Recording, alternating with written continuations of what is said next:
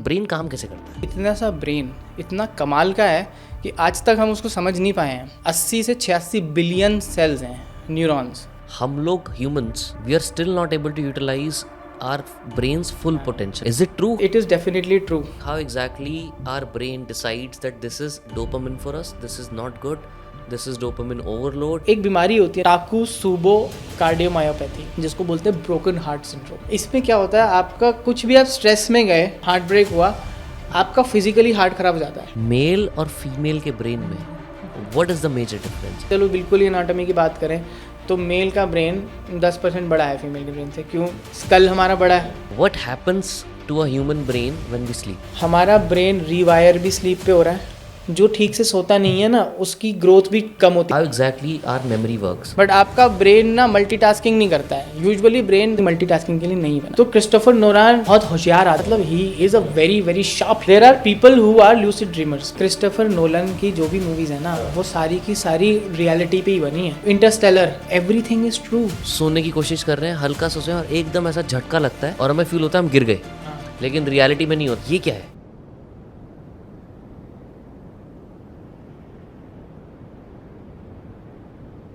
हम लोग ब्रेन के बारे में बात करेंगे आज, है ना, because obviously that's your speciality and I am very curious कि एक ह्यूमन ब्रेन काम कैसे करता है। What exactly is a human brain's role in our body? हमें कुछ सर्टेन टाइप के इमोशंस फील होते हैं तो क्यों होते हैं? हमारी मेमोरी ट्रिगर होती है तो क्यों होती है? उसके बारे में डिटेल में पूछूंगा। पहले सबसे पहला just explain to me in a layman language that everybody can understand कि ब्रेन काम कैसे करता है। देखो, ब्रेन एक तो सबसे फैसिनेटिंग ऑर्गन है ह्यूमन बॉडी का और सबसे इम्पोर्टेंट ऑर्गन है। ठीक है, इमेजिन करो गाड़ी है, गाड़ी का इंजन ब्रेन है। अगर इंजन ही नहीं होगा तो गाड़ी चलेगी ही नहीं। ठीक है, मेरी गाड़ी में टायर में पूरी हवा है, पूरा पेट्रोल भरा हुआ है, इंजन खराब है और मैं गाड़ी को चला लूँगा? नहीं चलाऊंगा। तो ब्रेन का यही रोल है हमारी बॉडी में, मतलब it is the master. Brain हमें जो करता कहता है हम वही करते हैं, है ना। सिंपल सी बात है। 1.5 किलो का है, छोटा सा, इतना आ जाता है हाथ में, है ना। जब हम एनाटॉमी लेसन्स अपने करते थे तो हमें ब्रेन दिया जाता था, रियल ब्रेन। तो डिसेक्शन हॉल होता था हमारा एनाटॉमी का, वहाँ पे हमें बॉडीज़ डिसेक्ट करने को मिलती थी।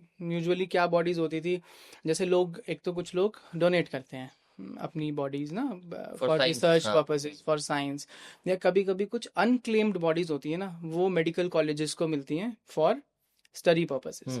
तो हमें बॉडीज़ मिलती थी, मतलब 10 बच्चों को एक बॉडी मिलती थी, तो उस पर हम डिसाइड करते थे। तो इतना सा ब्रेन आता है हाथ में, ठीक है ना, जेली लाइक, गिलगिला सा। बट वो इतना सा ब्रेन इतना कमाल का है कि आज तक हम उसको समझ नहीं पाए हैं। ठीक है, 80 से 86 बिलियन सेल्स हैं, न्यूरॉन्स। ठीक है, जो कि एक जंजाल की तरह हैं। इमेजिन करो, इलेक्ट्रिकल्स हैं, बहुत बहुत बहुत बहुत बहुत बहुत वायरिंग है, बहुत सारी वायरिंग ऐसे करके अंदर बने हुए हैं। ठीक है, इतने ज्यादा हैं कि अगर हम उनको सीधा सीधा करके लगाए ना तो 8.5 लाख किलोमीटर लंबा चला जाए। अच्छा, मून तक जाए, वापस आए। इतनी वायरिंग है हमारे, इतनी वायरिंग है एक इंसान के में। क्रेजी। सोचो कितनी कैपेसिटी है और कितनी कैपेबिलिटी है इस छोटे से ऑर्गन की, है ना। तो हम सोचते भी यहीं से हैं, समझते भी यहीं से हैं, फील भी यहीं से करते हैं, बोलते भी यहीं से हैं, चलते भी यहीं से हैं। सारी चीज़ें हमारी यहीं पे होती हैं। डिवाइडेड है ब्रेन डिफरेंट डिफरेंट पार्ट में, ठीक है ना। मोटे तौर पे बता दूं बस समझने के लिए, 4 लोग होते हैं। फ्रंटल आगे, पैराइटल यहाँ पे, ऑक्सीपिटल यहाँ पे, और टेम्पोरल यहाँ पे। अच्छा, ठीक है ना। ये 4 मोटे मोटे लोब हैं, मतलब 4 इधर हैं, 4 इधर हैं। ठीक है, दो लेफ्ट ब्रेन राइट बोलते हैं। ठीक है ना, हेमिस्फीयर कह लो। ठीक है, तो एक हेमिस्फीयर में 4 लोब हो गए, चारों आपस में भी जुड़े हुए हैं, बगल वाले अपने दोस्त से भी जुड़े हुए हैं। साथ में हमारे नीचे ब्रेन स्टेम हो गया, जो स्पाइनल कॉर्ड से नीचे हमारी बॉडी को नर्व्स दे रहा है। ठीक है, भगवान ने हर एक लोब का ना डिसाइड करके भेजा है काम। फ्रंटल तू ये करेगा, पैराइटल तू ये करेगा, बताता हूँ, टेम्पोरल तू ये करेगा, ऑक्सीपिटल तू ये करेगा। ठीक है, फ्रंटल सबसे इम्पोर्टेंट है। हमारी पर्सनालिटी, लोगों को समझने की जो हमारी कैपेसिटी, ठीक है, हमारी जजमेंट, हमारी कैलकुलेशन, ठीक है, हमारे थॉट्स की जो रैशनलाइजेशन है वो सारी हमारी फ्रंटल लोब से आती है। ठीक है, बहुत इंपॉर्टेंट स्ट्रक्चर है। फ्रंटल लोब नहीं होगा तो हमारी पर्सनालिटी ही नहीं होगी कुछ। ठीक है। टेम्पोरल, ये वाला हमारी मेमोरी के लिए। ठीक है, जो हमारी मेमोरी हम स्टोर कर रहे हैं वो सारी की सारी टेम्पोरल लोब में बन रही है, वहीं पे उसके आसपास ही स्टोर हो रही है। प्लस सुनने में टेम्पोरल लोब का काम होता है। ठीक है। Occipital, vision. ठीक है, जो हम देख रहे हैं वो हम यहाँ से देख रहे हैं। अच्छा। Parietal lobe, sensations, feeling, visual spatial. भाई मैंने ये ग्लास पढ़ा है, मैं ग्लास को देख नहीं रहा हूँ बट मेरा हाथ गया, ग्लास उठा लिया, कप उठा लिया। ठीक है, ऐसे थोड़ी ना मैंने देखा और मैं यहाँ गया, वहाँ गया, वहाँ गया। जो मेरी मतलब मुझे पता है, जो मेरा डिस्टेंस को मैं जज कर रहा हूँ कि नितिन आप मेरे से कितनी दूर बैठे हो, मैं अपना हाथ कितना चलाऊं कि आपको हिट ना करे। मैं क्रिकेट खेल रहा हूँ, मुझे पता है बॉल आई है ना, वो कौन सी मूवी थी, तारे ज़मीं पर, वो जज ही नहीं कर पाता है। हाँ। है ना, बॉल आई वो जज ही नहीं कर पाता है, पैराइटल लोब जज ही नहीं कर रहा है आपका। हाँ। तो विजुअल स्पेशियल जो ऑर्गेनाइजेशन है वो हमारा पैराइटल लोब, और सेंसरी जो चीज़ों को हम फील कर रहे हैं वो पैराइटल लोब। और से हमारा जाता है। सारे के सारे जुड़े हुए हैं, सब मिल के काम कर रहे हैं। कोई अकेला काम नहीं करता है ना। अकेले रहेगा तो फिर वो नहीं करेगा, तो टीम में काम करना है यहाँ पर, है ना। तो बहुत इम्पॉर्टेंट काम कर रहा है ब्रेन हमारी बॉडी में। इम्पॉर्टेंट क्या, मेन वही काम कर रहा है ना। प्लस अब ये तो हमने आगे वाले ब्रेन की बात कर ली। अब वो कहते हैं ना छोटा दिमाग, सिंपल, यहाँ होता है, यहाँ मत करियो मेरे को छोटा दिमाग। सिंपल भाषा में बता रहा हूँ। हाँ। ठीक है, पीछे दो हमारे छोटे छोटे ऐसे स्ट्रक्चर हैं, ऐसे करके लगे हुए हैं जो, ठीक है, सेरिबेलम बोलते हैं जिसको। अच्छा। वो हमारा बैलेंस बनाता है, बॉडी का बैलेंस बनाता है। ठीक है, मैं बैठा हूँ, वरना ऐसे गिर तो नहीं जाऊंगा। गाड़ी चला रहा हूँ, गाड़ी एकदम से मैंने मोड़ी तो गाड़ी के साथ साथ उड़ के गिर तो नहीं जाऊंगा। हाँ। ठीक है ना, बॉल एकदम से ऐसे करके यूं पकड़ ली तो पैराइटल लोब और सेरिबेलम लोब ने साथ में काम किया। अच्छा। ठीक है ना, तो ये इंटर कनेक्शंस हैं ब्रेन में। ठीक है, तो सेरिबेलम ये काम करता है। नीचे आया ब्रेन स्टेम, जिसमें हमारे रेस्पिरेटरी मतलब सांस चलने के, हार्ट के सेंटर्स हैं जो हमारे ऑटोमेटिक काम कर रहे हैं, ऑटोनॉमिक नर्वस सिस्टम को। मतलब हमारा स्पार्क प्लग बॉडी का वहीं पे ही है। स्पार्क प्लग निकल गया तो गए काम से, है ना। तो ये ओवरऑल हमारे ब्रेन का स्ट्रक्चर है, सारा का सारा काम यहीं से हो रहा है। राइट और लेफ्ट में क्या डिफरेंस होता है? देखो, most of the people have a left dominant brain. ठीक है, लेफ्ट ज्यादा काम करता है, राइट कम काम करता है। ठीक है, left right handed, right part को चलाता है, लेफ्ट पार्ट को चलाता है। क्रॉस्ड होते हैं जितने होते हैं। अच्छा। ठीक है, मैं राइट हैंडेड हूँ, मेरा लेफ्ट हाथ ज्यादा काम कर रहा है, लेफ्ट ब्रेन ज्यादा लेफ्ट ब्रेन ज्यादा काम कर रहा है, मैं राइट हैंडेड हूँ। ठीक है ना, मैं लेफ्ट हैंडेड हूँ, ठीक है, तब भी उन मोस्ट ऑफ द लोगों का लेफ्ट ही ज्यादा काम करता है। अच्छा। बहुत कम होते हैं जिनका राइट साइड प्री डोमिनेंट होता है। ठीक है, तो सेरिब्रल डोमिनेंस इसको बोलते हैं। क्यों है, कैसे है, नहीं पता, बट है। हाँ, ठीक है, तो left side is always more dominant than the right side. अच्छा। In 90% of the people. And अगर किसी का राइट ब्रेन डोमिनेंट है, उनमें क्या डिफरेंस होता है? सो राइट डोमिनेंस जो राइट होता है ना, वो क्रिएटिविटी का ब्रेन होता है। अच्छा। Music, drawing, art, thinking, creation, that is more in your right part of the brain. तो जो आर्टिस्ट लोग होते हैं ना, उनका राइट ब्रेन ज्यादा काम करता है। ठीक है, अच्छा म्यूजिक बनाते हैं, अच्छा लिखते हैं, ठीक है, पेंट अच्छा करते हैं, मूवीज बनाते हैं, उनका राइट ज्यादा काम करता है। तो जो हमारी क्रिएटिविटी राइट में है, जो हमारे बेसिक फंक्शन है वो लेफ्ट में है। Math, science, logic is left है। ठीक है ना, अब हम मेरे जैसा आदमी है, मतलब ठीक है, नॉन क्रिएटिव टाइप का थोड़ा बहुत है, तो मेरा लेफ्ट काम कर रहा है। बट आप, you are a bit more creative than what I am ना। मैं अपना काम कर रहा हूँ, उसी में इंडल्ज हूँ। You are thinking about various things, भाई पॉडकास्ट शूट करना है, पॉडकास्ट में ऐसे करना है, ऐसी फ्रेमिंग होनी चाहिए, तो वो पार्ट आपका ज्यादा काम कर रहा है। राइट इज मोर, राइट नहीं, मोर डोमिनेट नहीं कहूंगा, it is more working more than what my right brain is doing, still not more dominant than left. Usually right dominant, you are right handed ना, तो आपका वैसे भी लेफ्ट डोमिनेंट है। अच्छा, है ना, तो बट आपका राइट ज्यादा काम कर रहा है, थोड़ा सा, जितना मेरे से कर रहा है, क्योंकि यू आर मोर क्रिएटिव। है ना। ऐसा हुआ है कभी किसी का, out of all the brains that you have observed और people that you have observed, किसी का right is more dominant, not compare to someone else but literally compare to themselves, उसके लेफ्ट से ज्यादा डोमिनेंट हो? यार देखो, अब ना इसके लिए तो हमें पूरा का पूरा फिर फंक्शनल एमआरआईज करके और वो सब करके देखना पड़ता है, ठीक है ना। हम पेशेंट को या सब्जेक्ट को बोलते हैं, हम एमआरआईज करते हैं।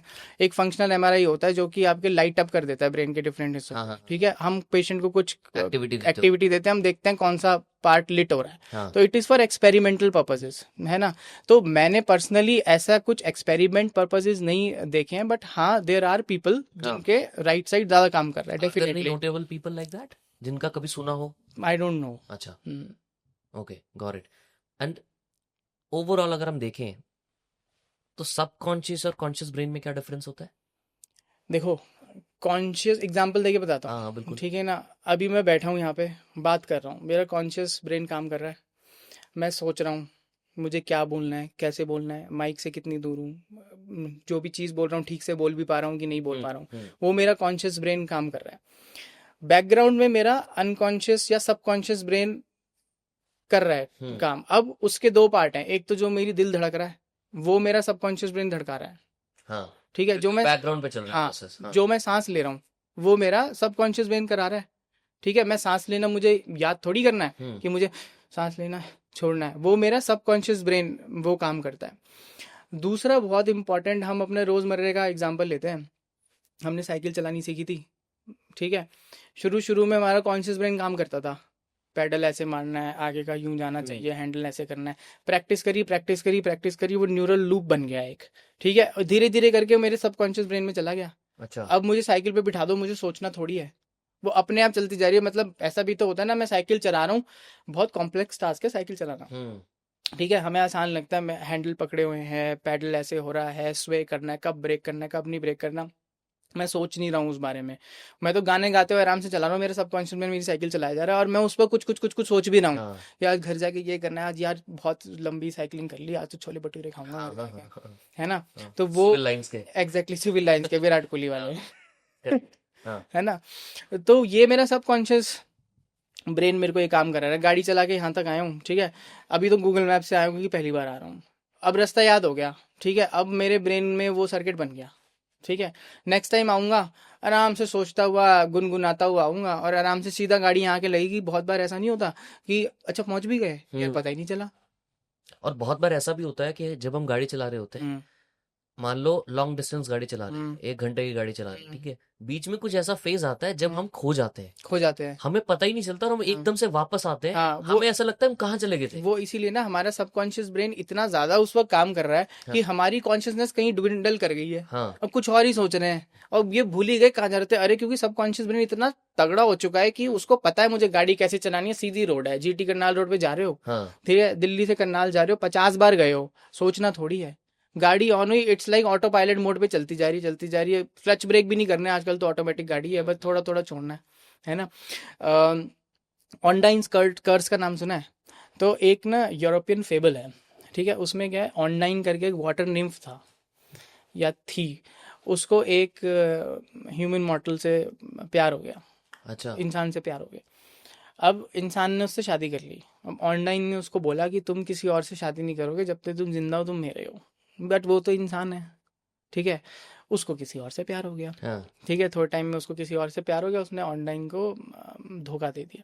ऑनलाइन ने उसको श्राप दिया कि जब तक तुम जगे रहोगे तब तक तुम्हारी सांस चलेगी, जब तुम सोओगे तुम्हारी सांस बंद हो जाएगी। Oh shit. मतलब उसने उसका जो सबकॉन्शियस ब्रेन को चुरा लिया। हाँ तो जैसे ही वो सोया उसकी सांस बंद हो गई और गया। हाँ इसको बोलते हैं ऑनडाइन कर्स। अब इसका न्यूरोलॉजिकल साइंस या मेडिकल साइंस में भी रेलेवेंस है। हाँ कुछ पेशेंट्स होते हैं जिनको सेंट्रल हाइपोवेंटिलेशन सिंड्रोम होता है, ठीक है। मतलब जब वो सोते हैं उनकी सांस रुक जाती है, ठीक है। उनको वेंटिलेटर की जरूरत पड़ती है जब जब वो सो रहे हैं, जब जब वो जग रहे हैं, जब जब वो सो रहे हैं, जब जब वो जग रहे हैं वो नॉर्मल सांस ले रहे हैं, ठीक है। तो ये भी एक एग्जाम्पल है हमारा सबकॉन्शियस सेंटर खराब होने का। हाँ क्योंकि हम सांस लेना भूलते नहीं है। अगर हमारे जो सांस लेने वाले सबकॉन्शियस सेंटर है वहां पे कुछ गड़बड़ है तो हम भूल गए, ऑनलाइन कर्स हो गया। तो ये बीमारी के फॉर्म में वो यूरोपियन फेबल से आए।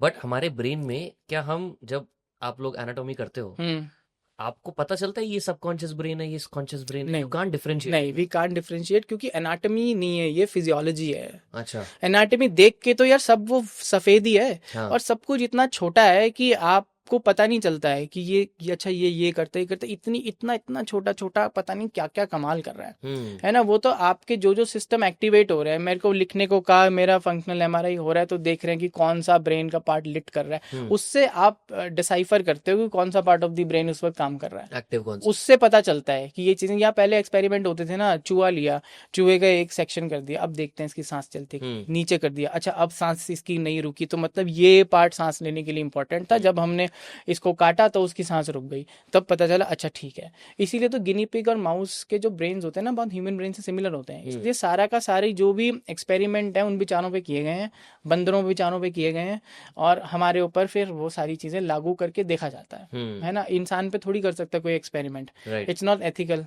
राइट, है ना। एथिकल तो खैर जानवरों पे भी नहीं है, बट नहीं करेंगे तो सीखेंगे कैसे। बट ये जो सिग्नल्स होते हैं जो ब्रेन में होते हैं, are they electrical, are they chemical, what kind of signals are these? These are both. अच्छा। ठीक है, there are neuro transmitters and there are electrical signal. ठीक है ना, इलेक्ट्रिकल सिग्नल जंप कर करके जाता है। सो इमेजिन करो एक न्यूरॉन है इतना बड़ा, ठीक है, neuron is like a wire, it is like a wire, एक उसका मुंह है और एक उसकी तार है, तार से वो दूसरे से कम्युनिकेट कर रहा है, ऐसे ऐसे ऐसे करके पूरा का पूरा सर्किट है। तो इलेक्ट्रिकल सिग्नल जंप करता हुआ गया, एक की पूंछ से दूसरे के मुंह पे, उसने बोला उसको कि आगे भेजना, उसने आगे आगे सिग्नल भेजा, फाइनली वो एक साइनेप्स पे पहुंचा, वहां पे उसने न्यूरोट्रांसमीटर रिलीज किया। अब न्यूरोट्रांसमीटर डिफरेंट टाइप के हैं, मसल को चलाने के लिए अलग है, थॉट बनाने का अलग है, सेंसेशन का अलग है, तो अलग टाइप का न्यूरोट्रांसमीटर रिलीज हुआ, उस वजह से हमारे थॉट बने, कहीं पर मेरी हाथ चला, कहीं पे मुझे चूटी कटी। तो ये इलेक्ट्रिकल भी है, ये केमिकल भी है, दोनों का कॉम्प्लेक्स सिस्टम है, जो हमारे थॉट्स भी बना रहा है, जो हमारी मोबिलिटी और मोटिलिटी को भी मेंटेन कर रहा है। तो it is a complex of all both these systems. काफी बार हम लोगों ने सुना है कि ये बोला जाता है कि हम लोग humans, we are still not able to utilise our brain's full potential, like कुछ लोग तो 1% कर पा रहे हैं maximum. Is it true? How much is it true? It is definitely true. Human brain की जो कैपेबिलिटी है ना, वो बहुत ज्यादा है, हाँ, बट हम उसका एक छोटा सा ही हिस्सा इस्तेमाल कर पाते हैं, क्योंकि उससे ज्यादा अभी हम कर ही नहीं सकते। Like give me an example, कितना मतलब कर पाते हैं? कुछ लोगों में अगर शायद ऑब्जर्व किया हो कि वो एक्स्ट्रा ऑर्डिनरी कर पाते हैं, क्या है? कुछ एग्जांपल्स बताओ। देखो, ऐसे हमने एग्जांपल बहुत सुने हैं भाई, आइंस्टाइन अपना ज्यादा ब्रेन यूज करता था, अलाना फिलाना ज्यादा ब्रेन यूज करता था। नॉर्मल अगर ह्यूमन बीइंग की हम बात करें तो हम 1% तक मैक्सिमम अपना ब्रेन यूज करते हैं, उससे ज्यादा क्योंकि हमारी कैपेसिटी नहीं है। ठीक है, अब हम इसको ज्यादा यूज करवा सकते हैं with the help of certain things. ठीक है, हमारा कॉन्सेंट्रेशन स्पैन ही नहीं होता उतना, थोड़ा सा हमने किया, हमें 50 चीजें तो डिस्ट्रैक्ट कर रही है भाई। योगी महात्मा ज्यादा अपना ब्रेन यूज करते थे ना, क्यों करते थे? वो मेडिटेट करते थे, वो अपनी ब्रेन को कंसोलिडेट करते थे, एक चीज पे अपना अटेंशन और अपना फोकस बढ़ाते थे। अभी भी आज भी तो बोला जाता है ना, तू बेटा ठीक से पढ़ाई नहीं कर रहा, तू थोड़ा सा ना योगा करना शुरू कर, थोड़ा मेडिटेट। क्यों बोलते हैं वो? क्योंकि उससे हमारा अटेंशन स्पैन बढ़ता है। अटेंशन स्पैन बढ़ेगा तो हमारी मेमोरी एनकोडिंग अच्छी होगी, एनकोडिंग अच्छी होगी तो कंसोलिडेशन अच्छी होगी, कंसोलिडेट अच्छे से करेगा तो वो स्टोर अच्छे से होगा, स्टोर अच्छे से होगा तो वो रिट्रीव बेटर होगा। इन शॉर्ट हम बोलेंगे ज्यादा दिमाग हमारा यूज हो रहा है ना। तो सारा का सारा खेल अटेंशन और कंसंट्रेशन का है। ठीक है, चेस प्लेयर अच्छा चेस खेल रहा है, खेलना आपको भी आता है, खेलना मुझे भी आता है, ठीक है, लेकिन हम कंसंट्रेट ही नहीं कर पाते उतना। उनका अटेंशन इतना ज्यादा है कि वो अगली 10 चालें सोच के चलते हैं उनके दिमाग में, और ओवर द टाइम उन्होंने वो सर्किट बना रखे हैं अपने ब्रेन में। ठीक है, neurons that fire together wire together. Practice करी, कंसंट्रेशन बढ़ाई, अटेंशन स्पैन अपना इतना बढ़ा लिया। आपने चेस प्लेयर को देखा कैसे खेलता है? यूं देखता है, टक टक टक, आसपास शोर मच रहा है, कुछ भी हो रहा है, वीडियोग्राफी हो रही है, उसको कोई फर्क नहीं पड़ रहा है। ठीक है, इसलिए वो हमसे ज्यादा अपना शायद ब्रेन यूज कर रहा होगा। ठीक है, तो हम भी कर सकते हैं, कैपेसिटी हमारी भी है, बट उसके लिए मेहनत लगती है, उसके लिए योगा लगता है, उसके लिए मेडिटेशन लगती है, but yes we can definitely do it. अब ऐसा नहीं है कि मैं अभी योगा कर लूंगा तो मैं कल को ग्रैंड मास्टर बन जाऊंगा, ऐसा नहीं है। जेनेटिक मेकअप बहुत बड़ा खेल होता है फॉर डिफाइनिंग अ जीनियस और डिफाइनिंग अ टैलेंट। ठीक है ना, सचिन तेंदुलकर बना अपनी मेहनत से बना, but yes he was talented. ठीक है, टैलेंट का बहुत बड़ा इसमें रोल होता है। कैसे फर्क पता लगेगा कि ये बंदे में टैलेंट है नहीं है? बचपन में पता चल जाता है। हाँ। ठीक है, अब जैसे उसको बैट पकड़ाया, ठीक है, उसकी जो मसल्स की कोऑर्डिनेशन थी वो आपकी और मेरी कोऑर्डिनेशन से बेटर है। ठीक है, हर एक का देखो, हर एक का टैलेंट नहीं पता चलता। अगर 100 में से 100 लोगों का टैलेंट पता चल जाता तो दुनिया पता नहीं कहाँ की कहाँ होती। लाखों में से कोई एक होता जो अपने टैलेंट के हिसाब से काम कर रहा है। हो सकता है मेरा टैलेंट कुछ और हो, मेरा टैलेंट न्यूरोलॉजी ना हो, बट मैंने कभी किया ही नहीं क्योंकि मुझे एक्सपोजर ही नहीं मिला। तुक्के की बात थी। सचिन बॉम्बे में पैदा हुआ, वहां पे उसके भाई को क्रिकेट का शौक था, उसने उसको बैट दिया, उसने पहला शॉट ही ऐसा मारा कि उसको घर वालों को लगा यार इसकी मसल कोऑर्डिनेशन कितनी अच्छी है, और उसको फिर नर्चर किया, है ना। तो ये आपको बचपन में दिख जाता है म्यूजिशियंस का टैलेंट। आप सिखाते नहीं हो, बच्चे 3 साल की उम्र में बहुत मेलोडी अपनी निकालने लगते हैं, है ना। हर बच्चा नहीं निकालता। अब आप उसको कितनी भी म्यूजिक क्लास में भेज दो, अगर उसका म्यूजिक वाला सिस्टम डेवलप कम होगा, भाई हमारा राइट ब्रेन ज्यादा डेवलप्ड अगर नहीं होगा, बचपन से ही नहीं होगा, या हमारा जो रिदम वाला नहीं होगा, तो आप नहीं गाना गा पाओगे ना। अभी मेरे को AR रहमान के सामने बिठा दो, उसको बोलो इसको गाना सिखा दे, वो हंसेगा मेरे ऊपर। मेरे को याद आ रहा है कि हमारे में म्यूजिक वो होता था ना, पीरियड होता था हाँ। क्लास जब हम जाते थे। तो फर्स्ट टाइम जब मैं म्यूजिक रूम में गया और हमारे सामने वो कॉन्गो होता था, एग्जैक्टली, करेक्ट दिमाग में कॉन्गो ही आ रहा है ना। था। अब किसी ने हमें सिखाया नहीं था। मैं जब कॉन्गो पे बैठा तो इमीडिएटली मैं प्ले करने लग गया, है ना, क्योंकि एग्जैक्टली। मेरे को it was like a intuition, I don't know from where it came, but मेरा कॉन्गो बजाना, ड्रम्स बजाना, तबला बजाना was never taught to me. Yes, It came by birth. I don't know ऐसा कैसे होता क्योंकि है। आपका रिदम के सेंटर ज्यादा डेवलप्ड होंगे, ठीक है ना। ट्यून, तो ये जीन्स से पास यस, होता है। ट्यूनिंग और रिदम थोड़े ज्यादा डेवलप हैं। हाँ। जो हमारा सेरिबेलम है उसमें रिदम और ट्यूनिंग होती है। अच्छा। म्यूजिक पर से हमारा राइट साइड में होता है, आपका वो ज्यादा डेवलप्ड विद बेटर कनेक्शंस हैं। इसलिए आप सही से भाई कॉन्गो ऐसे और ऐसे ऐसे करके एक से डम टप करना है, एक से, मेरे से तो हो ही नहीं पाता है, मेरे तो हाथ ही अजीब से हो जाते हैं। इसका मतलब मेरे कनेक्शंस में गड़बड़ है ना, इंडिपेंडेंट मैं नहीं कर पा रहा हूँ। मेरा ये वाला हाथ हिलना इस वाले हाथ से ज्यादा कनेक्टेड है, तो मेरे दोनों हाथ ऐसे ऐसे होंगे, एक हाथ ऐसे और एक ऐसे होएगा ही नहीं, करेक्ट है ना। तो मतलब मेरे इंटर हेमिस्फेरिक कनेक्शन थोड़े ज्यादा हैं, इंट्रा हेमिस्फेरिक कनेक्शन थोड़े से कमजोर हैं। समझ रहे हो? Can train it. I can definitely train it, but there should be something within. अच्छा, ठीक है, एकदम ही मतलब आप, मतलब you can take it from 10 to 100 but not from 0 to 100। Exactly, ये बोलना सही रहेगा। हाँ, ये बोलना सही रहेगा। हाँ। ठीक है, मतलब थोड़ा बहुत तो आप कर सकते हो, मैं थोड़ा बहुत कर लूंगा, maybe I will not reach your level, maybe I can reach a decent level, but yes. Got it. Memory का बीच में हाँ, बात किया, हाँ। मुझे मेमोरी के बारे में समझना है, how exactly are memory works. हम लोग एक चीज में स्टार्ट पढ़ रहा था कि we forget up to 70% of the new information within 24 hours if it is not reinforced। ऐसा क्यों होता है कि हम कुछ भी देख रहे हैं, बात कर रहे हैं, हो सकता है ये हमें कॉन्वर्सेशन भी याद ना रहे 1 घंटे बाद, बिल्कुल, कुछ हाइलाइट्स ही होंगे जो याद रहेंगे, और यही होता है। How is it works? देखो मेमोरी क्या है, memory is a form of new protein which is synthesized in the part of the brain। Okay. ठीक है, जो हमारा टेम्पोरल लोब का अंदर वाला हिस्सा है, हिप्पोकैम्पस बोलते हैं उसको, वो हमारा मेमोरी सिस्टम के लिए रिस्पॉन्सिबल है। ठीक है, तो पहले हम एनकोड करते हैं किसी भी इंफॉर्मेशन को, ठीक है, फिर हम उसको कंसोलिडेट करते हैं, ठीक है, फिर उसको स्टोर करते हैं और एंड में उसको रिट्रीव या रिकॉल करते हैं। ठीक है, तो अब सिर्फ हिप्पोकैम्पस नहीं खेल रहा है, ठीक है, हमारे इमोशनल सेंटर साथ के उसके साथ जो अटैच्ड हैं वो दोनों मिलके काम कर रहे हैं। अच्छा। और फिर वो हमारे एक और ब्रेन के हिस्से को वो चीज प्रेजेंट कर रहे हैं उसके रेलेवेंस के लिए। ठीक है, अब फर्ज कर लो मेरे को आपने बोला ये एक चैप्टर याद करना है, ठीक है, मैंने पढ़ा उसको 1 घंटे 2 घंटे, मैंने उस चैप्टर को याद करा, बड़े मैकेनिकल तौर पे मैं उसको रटे जा रहा हूँ, मुझे कितना याद रहेगा? ठीक है, यही आपका स्टैट है, 70% मैं भूल गया, 30% मुझे थोड़ा थोड़ा याद रहा। ठीक है, अब आपने ऐसे लोग देखे हैं जो गाने सुनते हुए पढ़ते हैं। ठीक है, क्यों पढ़ते हैं, है ना, काफी लोग गाने सुनते इसलिए पढ़ते हैं क्योंकि वो अपना ना गाने के साथ अपनी इन्फॉर्मेशन को कोरिलेट कर लेते हैं। अच्छा। अपनी इमोशन वाले सेंटर को अच्छा बढ़िया सा डेथ मेटल सुन के नहीं याद करता कोई। डेथ मेटल लोगों को पसंद होता है, उनके अच्छे हार्मोन्स रिलीज होते हैं, सबके नहीं होते।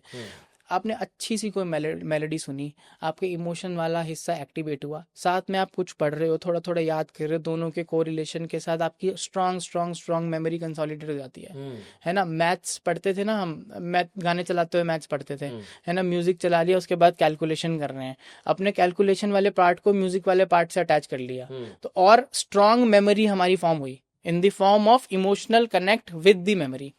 तो मैकेनिकल आप कुछ भी पढ़ते रहो, कुछ भी याद रखते रहो, थोड़ा याद रहेगा, थोड़ा भूल जाओगे। उसको तरीके से अगर आप करोगे तो आपको ज्यादा याद रहेगा। बोलते हैं ना, करके चीजें ज्यादा याद रहती हैं, सुन के आपको याद रहती है, बट करके जितनी आपको याद रहेंगी उतनी आपको सिर्फ पढ़ के या सुन के याद नहीं रहेंगी। करेक्ट है ना। तो इसलिए जब आप चीजों को करते हो, आप प्रैक्टिस करते हो, आप अपने ज्यादा न्यूरोनल सर्किट्स को एंगेज कर रहे हो। जितने न्यूरोनल सर्किट ज्यादा एंगेज हो रहे हैं उतनी स्ट्रांग आपकी मेमोरी बनेगी, उतना ही आपको बाद में इजी होगा उसको रिट्रीव करना। तो क्या बहुत लोग वर्कआउट करते टाइम भी जैसे म्यूजिक सुनते हैं, हाँ, उसमें कुछ फर्क पड़ता तो वर्कआउट करते वक्त म्यूजिक आपका अटेंशन, अगेन ना, आपका अटेंशन और फोकस बढ़ा रहा है, आपका माइंड वॉन्डर करता है। हाँ ठीक है। मैं पढ़ रहा हूँ किताब से, साथ वाले ने पानी पिया, उसने अपना गिलास रखा, मेरे यूं नज़र चली गई, मेरी वो मेमोरी बनी नहीं, मैं थोड़ी देर में भूल गया मैं क्या। फिर कोई आया, किसी ने लाइब्रेरी का दरवाज़ा खोला, चूं चाँ हुआ, मैंने पीछे मुड़ के देखा, फिर वहीं पे काम खराब हो गया। म्यूजिक से ये भी होता है, मैं अपने कॉन्सेंट्रेट अटेंशन स्पैन कर पाता हूँ। बहुत बार ऐसा होता है आपको गाना भी नहीं याद रहेगा, ठीक है, बट आपके कानों में कुछ कुछ कुछ कुछ चल रहा है, तो आप आसपास के डिस्ट्रैक्शन से अलग हो गए, आप अच्छे से अटेंशन करके अपनी मेमोरी बना पा रहे हो। तो that is very important, attention span is very important for memory. Again for workout, for a better workout आपको अटेंटिव होना बहुत जरूरी है। आपको ये नहीं देखना दूसरे ने 15 सेट मार लिए, आपको अपनी बॉडी पे कॉन्सेंट्रेट करना है, अपनी बॉडी का सुनना है, and then you have to focus on it for a better workout and better results. इसलिए लोग गाने सुन के करते हैं। बहुत बार ऐसे होता है, हमारे घर पे तो फैमिलीज में देखा होगा, खासकर जब वो पेरेंट्स बच्चों को बुला रहे होते हैं ना, हाँ, तो वो रैंडम 36 नाम ले देंगे कि अरे आशीष, अरे ये, अरे XYZ, नितिन, हर्ष, बट जो उसका रियल नेम होता है हाँ। वो नहीं ले पाते। ये सब लैक ऑफ फोकस और लैक ऑफ अटेंशन है। आपको जो काम करवाना है ना उससे, हाँ आपका दिमाग उसमें चल रहा है, मुझे नितिन से पानी मंगवाना है, अरे, और मैं कुछ काम कर रहा हूँ, सपोज मैं कुछ लिख रहा हूँ, मैं न्यूज़पेपर पढ़ रहा हूँ, मेरा मन है चाय पीने का, तो मेरी 2 मेमोरी एक्टिवेटेड है, उसमें मेरे ब्रेन में 2 चीज़ चल रही है, न्यूज़पेपर पढ़ना और चाय। अरे क्या नाम है तेरा, अरे यार नितिन, हाँ बेटा वो जरा चाय बना दे, अपनी मम्मी को बोल दे। हाँ क्योंकि मैं कंसंट्रेट कहीं और कर रहा हूँ, हम्म, मैं 2 मिनट रुकूंगा, मैं सोचूंगा तो मुझे नाम क्यों नहीं याद आएगा, हम्म, अपने लड़के का नाम, अपनी बीवी का नाम सबको याद आता है, हम्म, बट आपका ब्रेन ना मल्टीटास्किंग नहीं करता है। यूजुअली ब्रेन, देखो ऑनेस्टली स्पीकिंग, मल्टीटास्किंग के लिए नहीं बना है, नहीं बना है। नहीं बना है। अच्छा ठीक है ना, आपको फोकस करके एक काम करना होता है। मल्टीटास्किंग तो हम आजकल करने लगे हैं, इसलिए तो हमारे अटेंशन स्पैन्स इतने पुअर हैं। आधे वक्त हम कुछ और काम कर रहे होते हैं, एक हाथ में हमारे इंस्टाग्राम फेसबुक चल रहा होता है, ना ये काम ठीक से हो रहा है ना वो काम ठीक से हो रहा है, फिर कहते हैं यार यहाँ तो गड़बड़ हो गई, क्यों हो गई, आपने फोकस ही नहीं किया। मैंने एक चीज ऑब्जर्व की अपने बारे में, और मैं ये ना बहुत ही मुझे पता है ये बहुत ही गलत आदत है, ठीक है, और मैं इसको कॉन्शियसली करेक्ट करने की कोशिश करता हूँ। जब भी मैं ब्रश कर रहा हूँ, ठीक, मैं ब्रश करते टाइम रील देख रहा हूँ। एब्सोल्युटली। मतलब एक हाथ में मेरे ब्रश है, हाँ, एक हाथ में फोन चल रहा है, हाँ, ऐसे। और हाँ, मैं जब ये कभी कभी विजुअल देखता हूँ ना, सोचता हूँ, मैं बोलता हूँ मैं क्या कर रहा हूँ ये, हाँ। Like it is so disgusting it is in A way, actually disgusting. कि क्या हो रहा है ये हमारे साथ। ये सिर्फ आपके साथ नहीं हो रहा है, ये बहुत लोगों के साथ हो रहा है, ये शायद मेरे साथ भी हो रहा है। हाँ ठीक है, बट हम ना उस लूप में फंस गए हैं। हाँ ये डोपामिन लूप है ये एक। अब हम क्यों रील देखते हैं, शॉर्ट टर्म किक मिलता है। देखा, अब रील्स क्यों आई भाई, पहले लंबी लंबी वीडियो आती थी, लोगों के पास उतनी पेशेंस ही नहीं होती थी कि हम लंबी वीडियो देखें। तो ये बड़े चालाक हैं ये मेटा इंस्टाग्राम वाले, इन्होंने कहा कुछ ऐसा बनाते हैं कि 10 सेकंड में या 20 सेकंड में बंदा एंगेज हो जाए, हमारे व्यूज बन जाए। तो कंसेप्ट आया रील्स का या शॉर्ट्स का।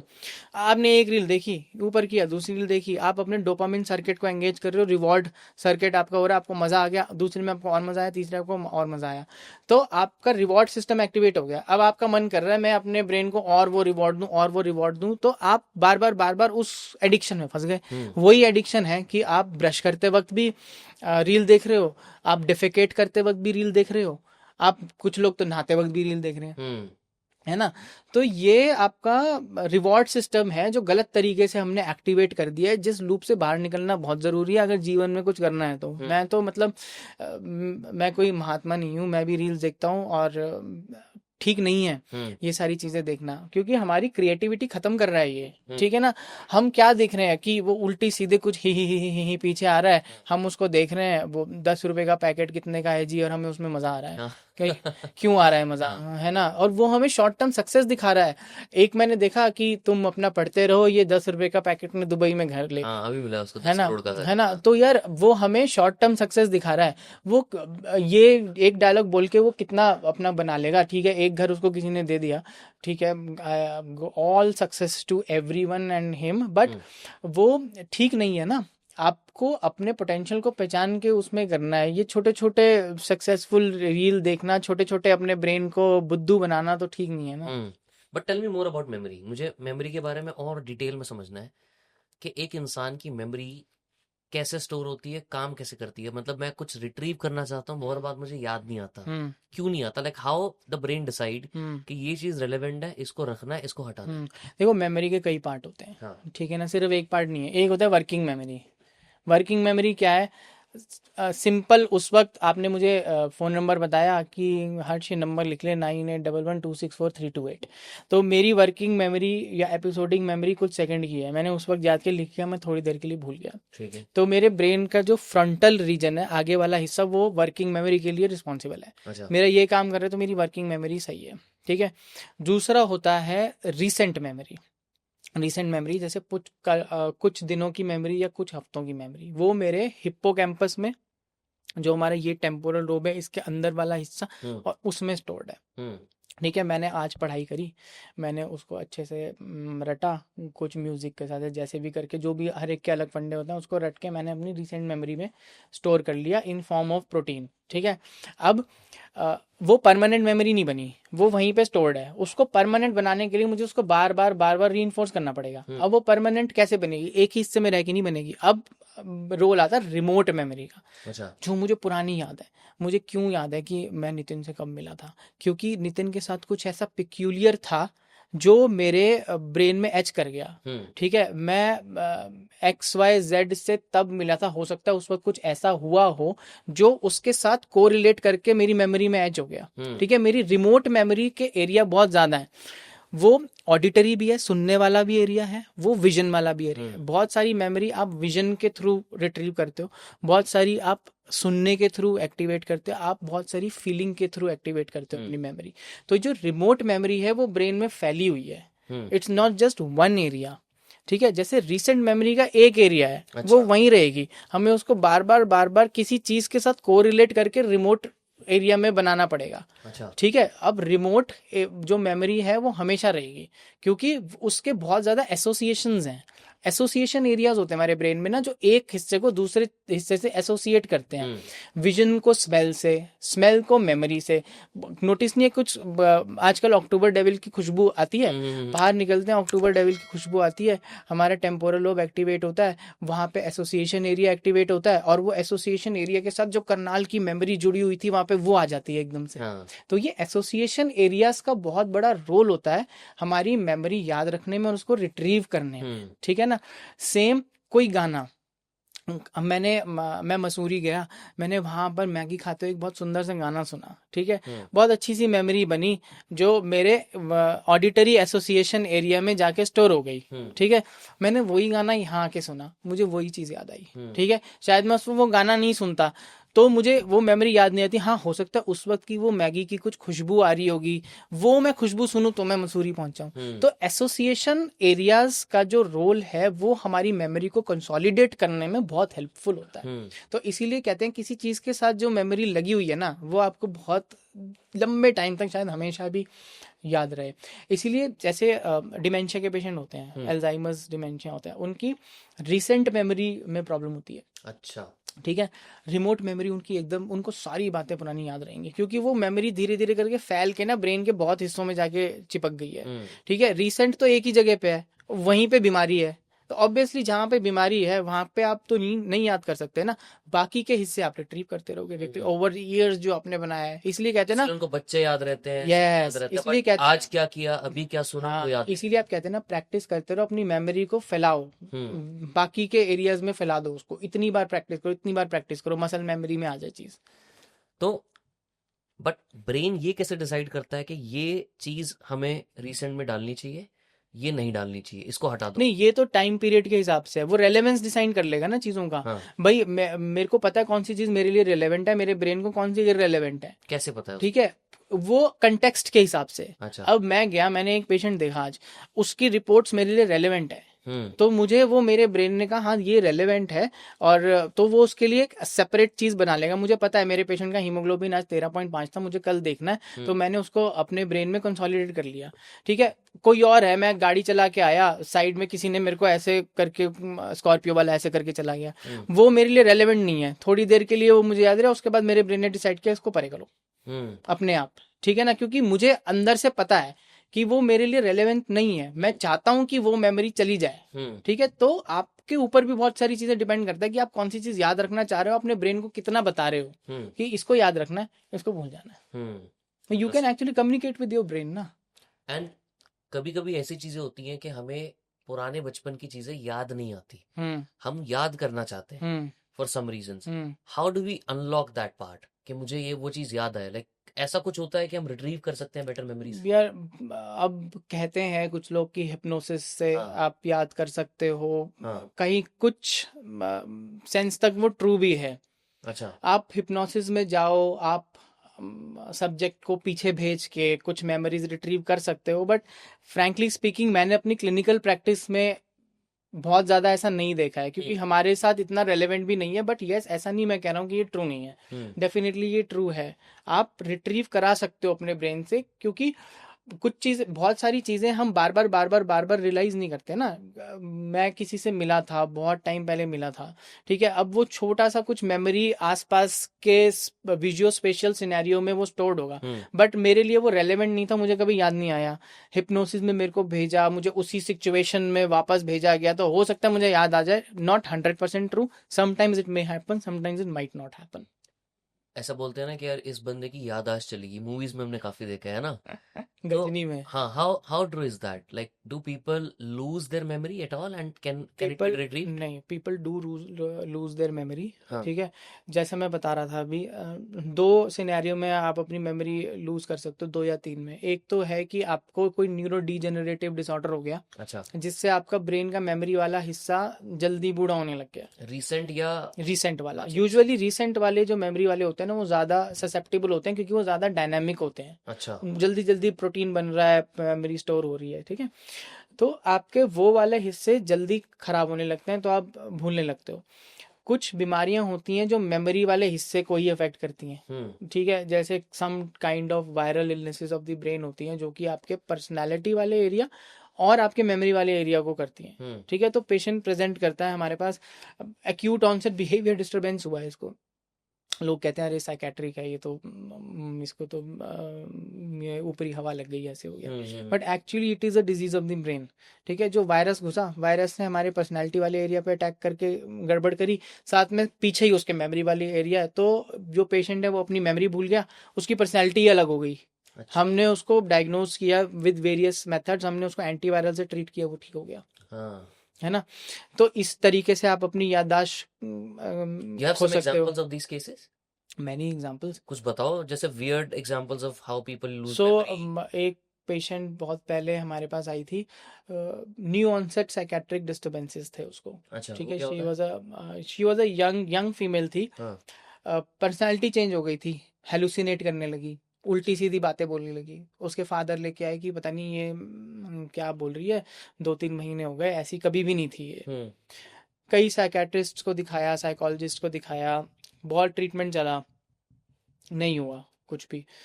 Then there is a disease called autoimmune encephalitis. Autoimmune encephalitis can usually present with new onset psychiatric abnormalities like behavior abnormalities के साथ प्रेजेंट करता है। प्रीवियसली नॉर्मल इंडिविजुअल होगा, 2-3 महीने की हिस्ट्री होगी कि साइकेट्रिस्ट हो गया, एकदम अजीब अजीब बातें करता है, यूजुअली यंग फीमेल्स में बहुत कॉमन है। तो उसको फिर हमने डायग्नोज किया by the method of brain imaging.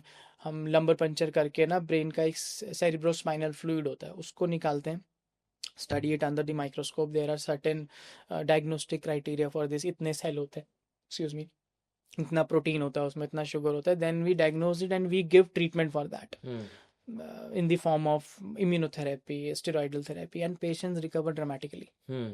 है ना? तो ये न्यूरोलॉजिकल डिसऑर्डर्स में मेमोरी लॉस होना, एक्यूट ऑनसेट भी, क्रोनिक ऑनसेट भी, और बिहेवियर डिस्टर्बेंसेस होना बहुत कॉमन है, जो हम बहुत कॉमनली अपनी क्लिनिकल प्रैक्टिस में देखते हैं और ट्रीट करते हैं. इंटरेस्टिंग. एक मुझे एक बात बताओ कि हम मेमोरी और ब्रेन की बात कर रहे हैं, मेल और फीमेल के ब्रेन में what is the major difference? Is it है ऐसा डिफरेंस? है. देखो एनाटॉमिकली. हाँ, अच्छा. एनाटॉमिकली अगर ठीक है, चलो बिल्कुल ही एनाटॉमी की बात करें तो मेल का ब्रेन 10% बड़ा है फीमेल के ब्रेन से. क्यों? स्कल हमारा बड़ा है, फीमेल स्कल थोड़ा छोटा है, तो ऑब्वियसली जो साइज है मेल ब्रेन का वो थोड़ा सा बड़ा होता है as compare to female brain. हाँ. अब ये देखा गया है रिसर्च में कि जो ग्रे मैटर है ना, मेमोरी, थिंकिंग, वो फीमेल में ज्यादा है. अच्छा. मेल में वाइट मैटर ज्यादा है, मसल पावर और ये सारी चीजें. हाँ. ठीक है. फीमेल ब्रेन में जो एम्पथी और इमोशन वाला हिस्सा है वो थोड़ा बड़ा है हाँ. एज कम्पेयर टू मेल्स में. ठीक है. तो इसलिए females are more empathetic, they are more emotional. छोटी छोटी बातों में गुस्सा होती हैं, नाराज होती हैं. ठीक है. फील करती हैं चीज़ों को ज़्यादा. अपने पेरेंट्स का ज़्यादा ख्याल एक बेटी रखती है. कहीं ना कहीं ये ट्रू है. देखो, करेक्ट. ठीक है ना, बेटा साथ रह के भी नहीं रखता, बेटी शादी करके कहीं और जाके भी रखती है. Why? They are more empathetic, their emotional quotient is high because the part of the brain which carries emotions is larger in females than in mails.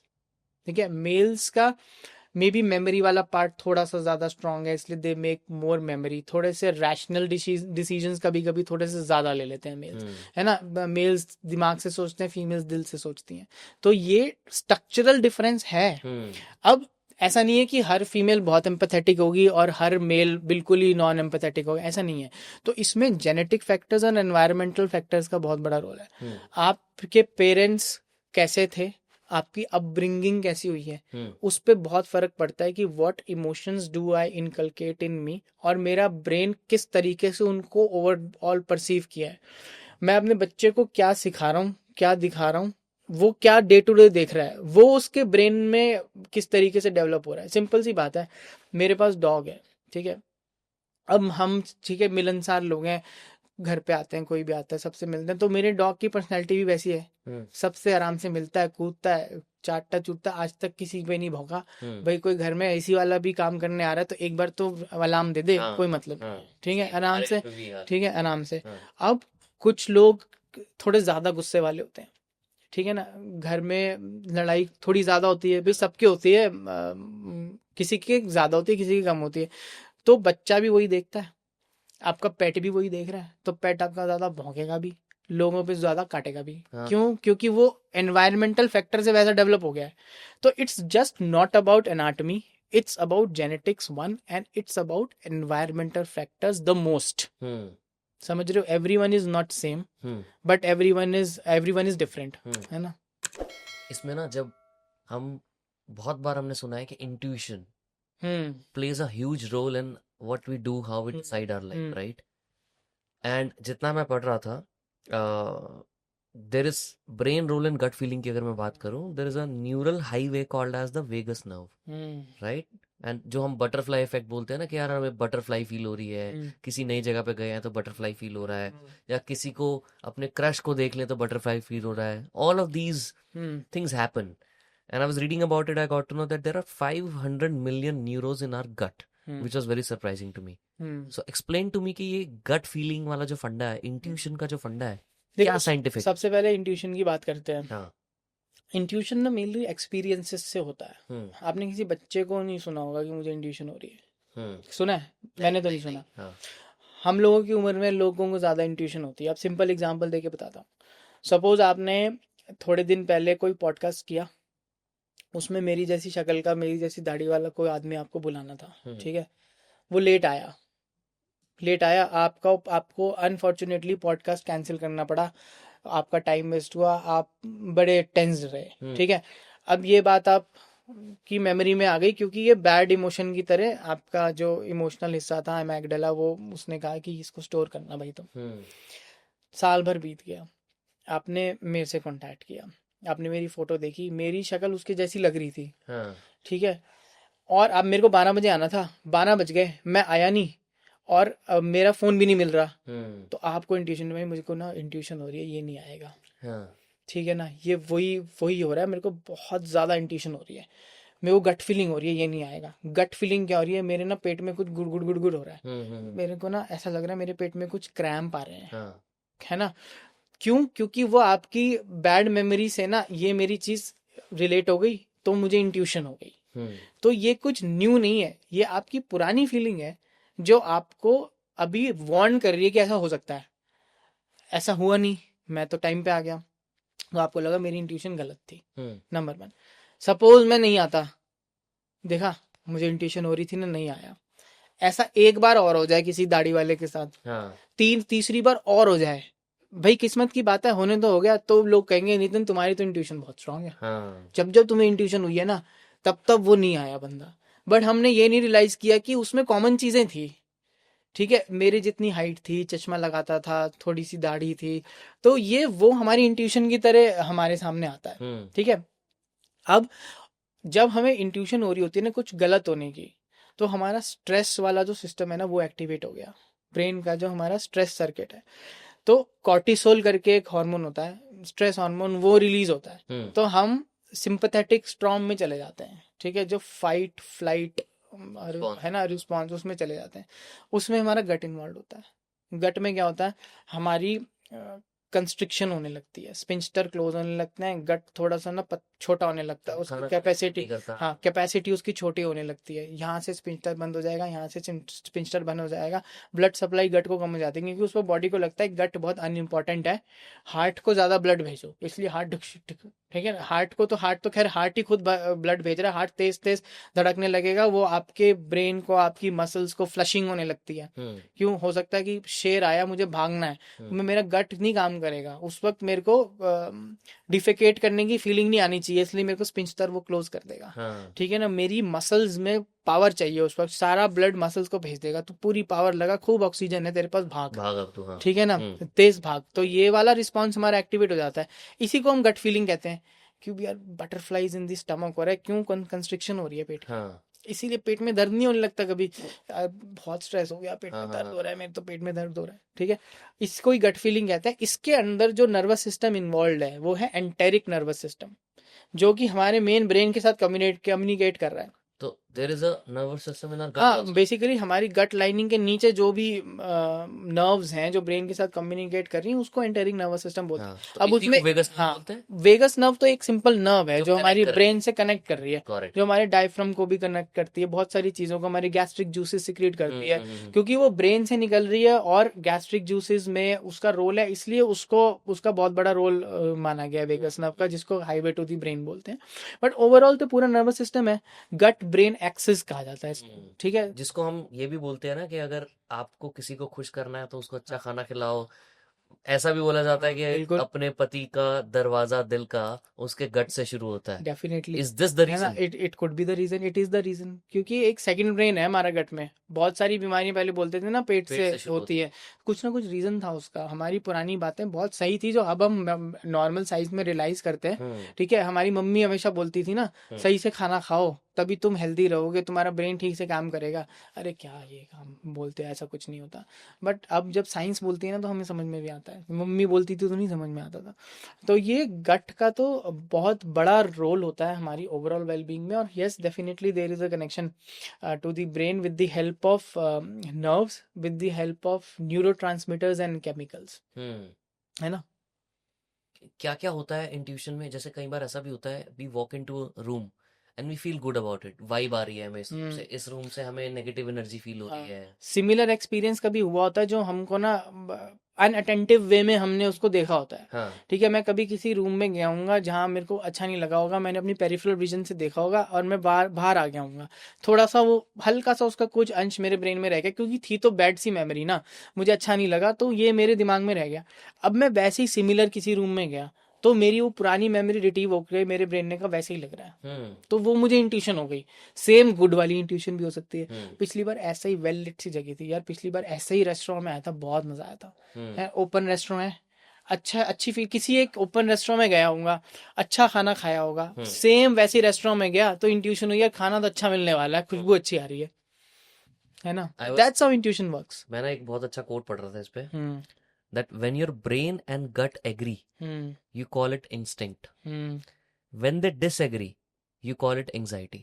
Exactly, हाँ, तो बहुत ही बढ़िया लाइन लगी मुझे। मैं यार बिल्कुल, क्या एकदम क्रेजी बात है। डेफिनेटली ट्रू है। It again shows that how closely knit both the systems are, हाँ है ना, with the help of all those things that we have हाँ। discussed.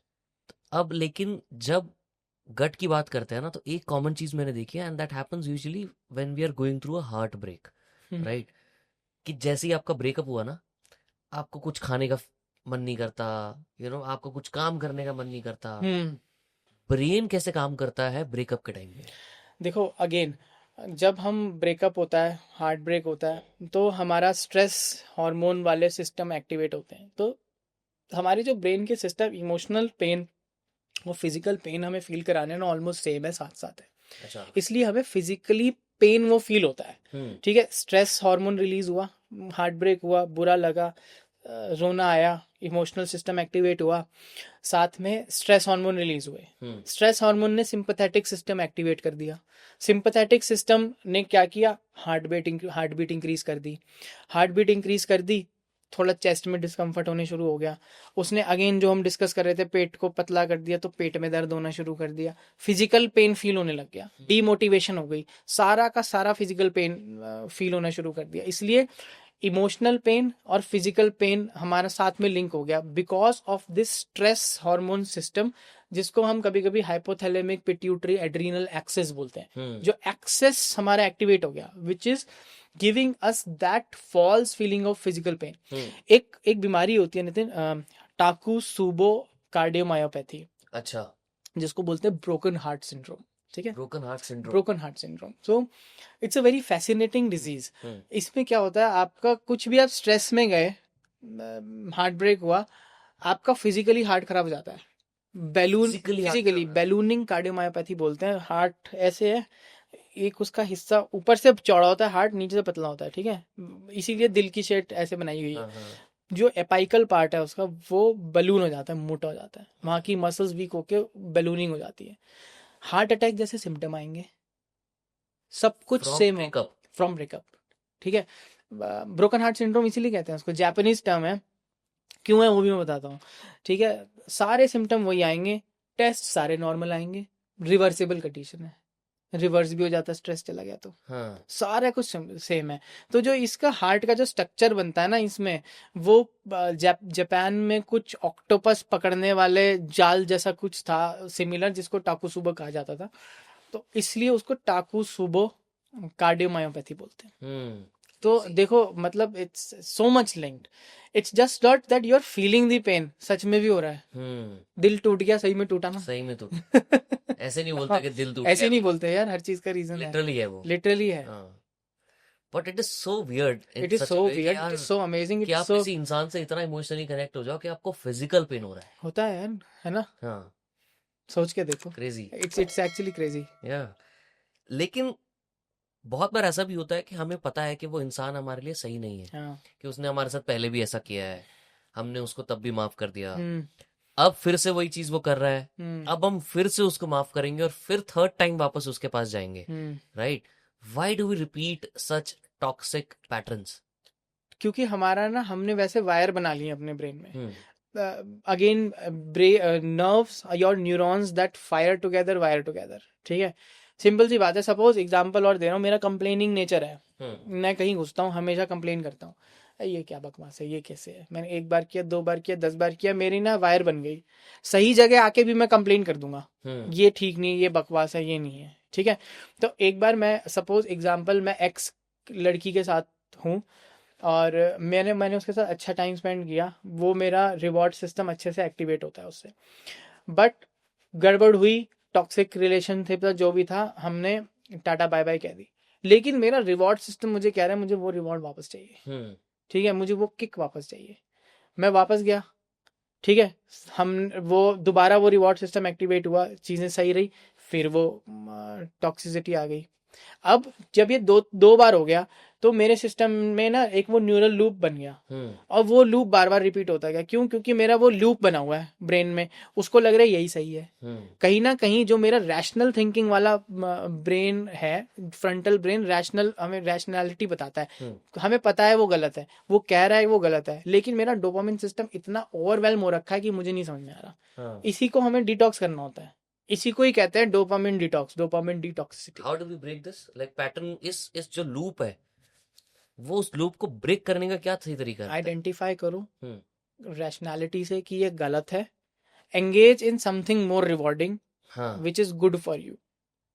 एंगेज जैसे बोलते हैं ना, किसी हॉबी में एंगेज हो जाओ which is giving you more kick. Art practice करो, पेंटिंग प्रैक्टिस करो, go mountaineering, go hiking, activate your dopaminergic system In some in other some other way, which will give you the same kick without the toxic effects of that. इसीलिए बहुत बार देखा जाता है people go with rebound, people go with rebound, क्योंकि उनको वही toxicity दोबारा चाहिए ना, वही, क्योंकि उन्होंने और कुछ तो किया नहीं अपने डोपामिन सिस्टम को वो करने के लिए, उनको पर चाहिए शरीर को, है ना। तो वो छोटे छोटे से लूप्स जो है उसको दोबारा एक्टिवेट करने के लिए वो रिबाउंड में चले जाते हैं। एक्सप्लेन टू मी, ये पूरा जो रिवॉर्ड सिस्टम है डोपामिन का, ये कैसे काम करता है? बिकॉज हम लोग, आप बीच में हमने थोड़ा टच भी किया था, रील्स के बारे में बात भी की थी, बट मुझे और डिटेल में समझना है, like how exactly our brain decides that this is dopamine for us, this is not good, this is dopamine overload, ये पूरा एक बार सिस्टम बताओ। डोपामिन जो है ना वो हैप्पी हार्मोन है, ठीक है। हमारा ब्रेन का एक सिस्टम है, वेंट्रल टेगमेंटम बोलते हैं उसको, साथ में एक न्यूक्लियस है, न्यूक्लियस एक्यूम्बेंस बोलते हैं उसको।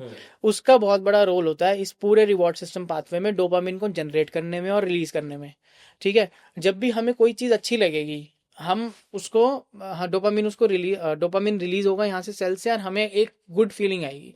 अब इमेजिन करो वो टाइम जब हमारे पास रील्स नहीं थी, कुछ नहीं थे, तो हमें पूरे दिन हम पढ़ाई करते थे, हम वेट करते थे हम शाम को क्रिकेट खेलें, तब हमें वो अच्छी फीलिंग आए, ठीक है।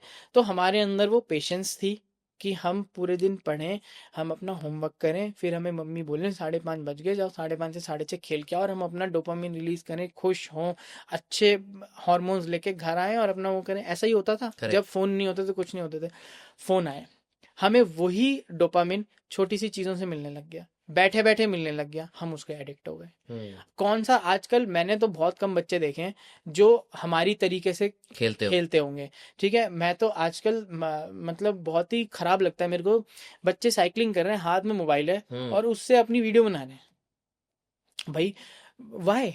साइकिलिंग छोड़ो, मैं जिस गाड़ी में आता हूँ normally, I travel through a driver, ठीक है, वो ड्राइवर 3 घंटे के रास्ते में आधा टाइम रील्स देख रहा होता है। नहीं, आपने नोटिस किया है कि लोग रेड लाइट पे भी रील्स देखते हैं, क्योंकि उनको ना वो एडिक्शन हो गई है, डोपामिन की एडिक्शन होती है, बहुत बहुत ज्यादा डोपामिन से एडिक्शन हो जाती है। क्योंकि वो सिगरेट वाली बात है अगेन, आपने स्मोकिंग करी, धुआं गया, आपको अच्छा लगा, शुरुआत में थोड़े से चक्कर आए, आपको लगा वाह ब्रेन रिलैक्स हो गया, आपको मजा आने लग गया, अब आप उस डोपामिन वाले लूप में फंस गए।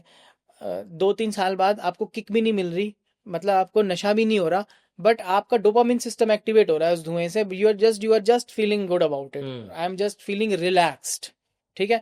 इसीलिए आप एडिक्शन में पड़ गए। सेम रील्स के साथ होता है, यही सारा डोपामिन सिस्टम है जो हम गड़बड़ कर रहे हैं, जिसको हमें डिटॉक्स करना बहुत जरूरी होता है टाइम टू टाइम। अब टाइम आउट दे दो अपने फोन के साथ, अब मुझे 6 घंटे फोन नहीं करना, आपका दिमाग अपने आप कुछ ना कुछ क्रिएटिव चीजों में लग जाएगा। क्यों? क्योंकि उसको तो डोपामिन चाहिए ना, अब वो किसी क्रिएटिव चीज से आएगा, धीरे धीरे करके आपके ब्रेन की क्रिएटिविटी बढ़ेगी, नेगेटिव चीजें जो आपको डोपामिन दे रही थी वो आपकी लाइफ से धीरे धीरे हटती चली जाएगी।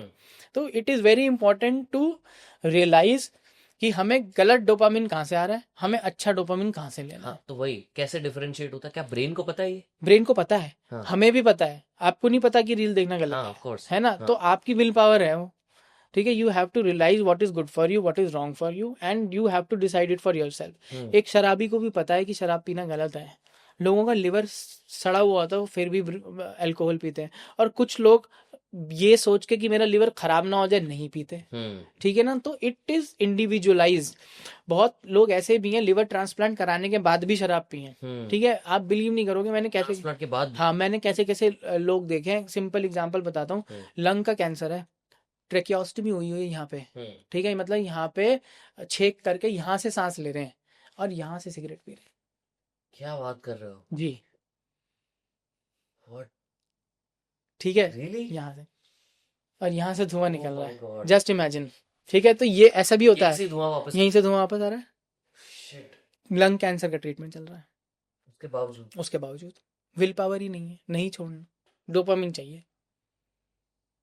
इन केसेस में क्या कोई और तरीका नहीं होता इस तरीके के यार डोपामिन जो को रिलीज देखो तेज सिर्फ करने का? देखो जो इंसान इस लेवल पे पहुंच गया है ना कि उसको कैंसर से भी फर्क नहीं पड़ रहा, आप उसको कितना मोटिवेट कर लोगे, नहीं कर सकते ना। There is a limit to everything, जहाँ पे इंसान की पावर खत्म हो जाती है और उसको भी लगता है कि मेरे को मरना तो है ही, छोड़ो मैं अपने डोपामिन के साथ ही चला जाऊं।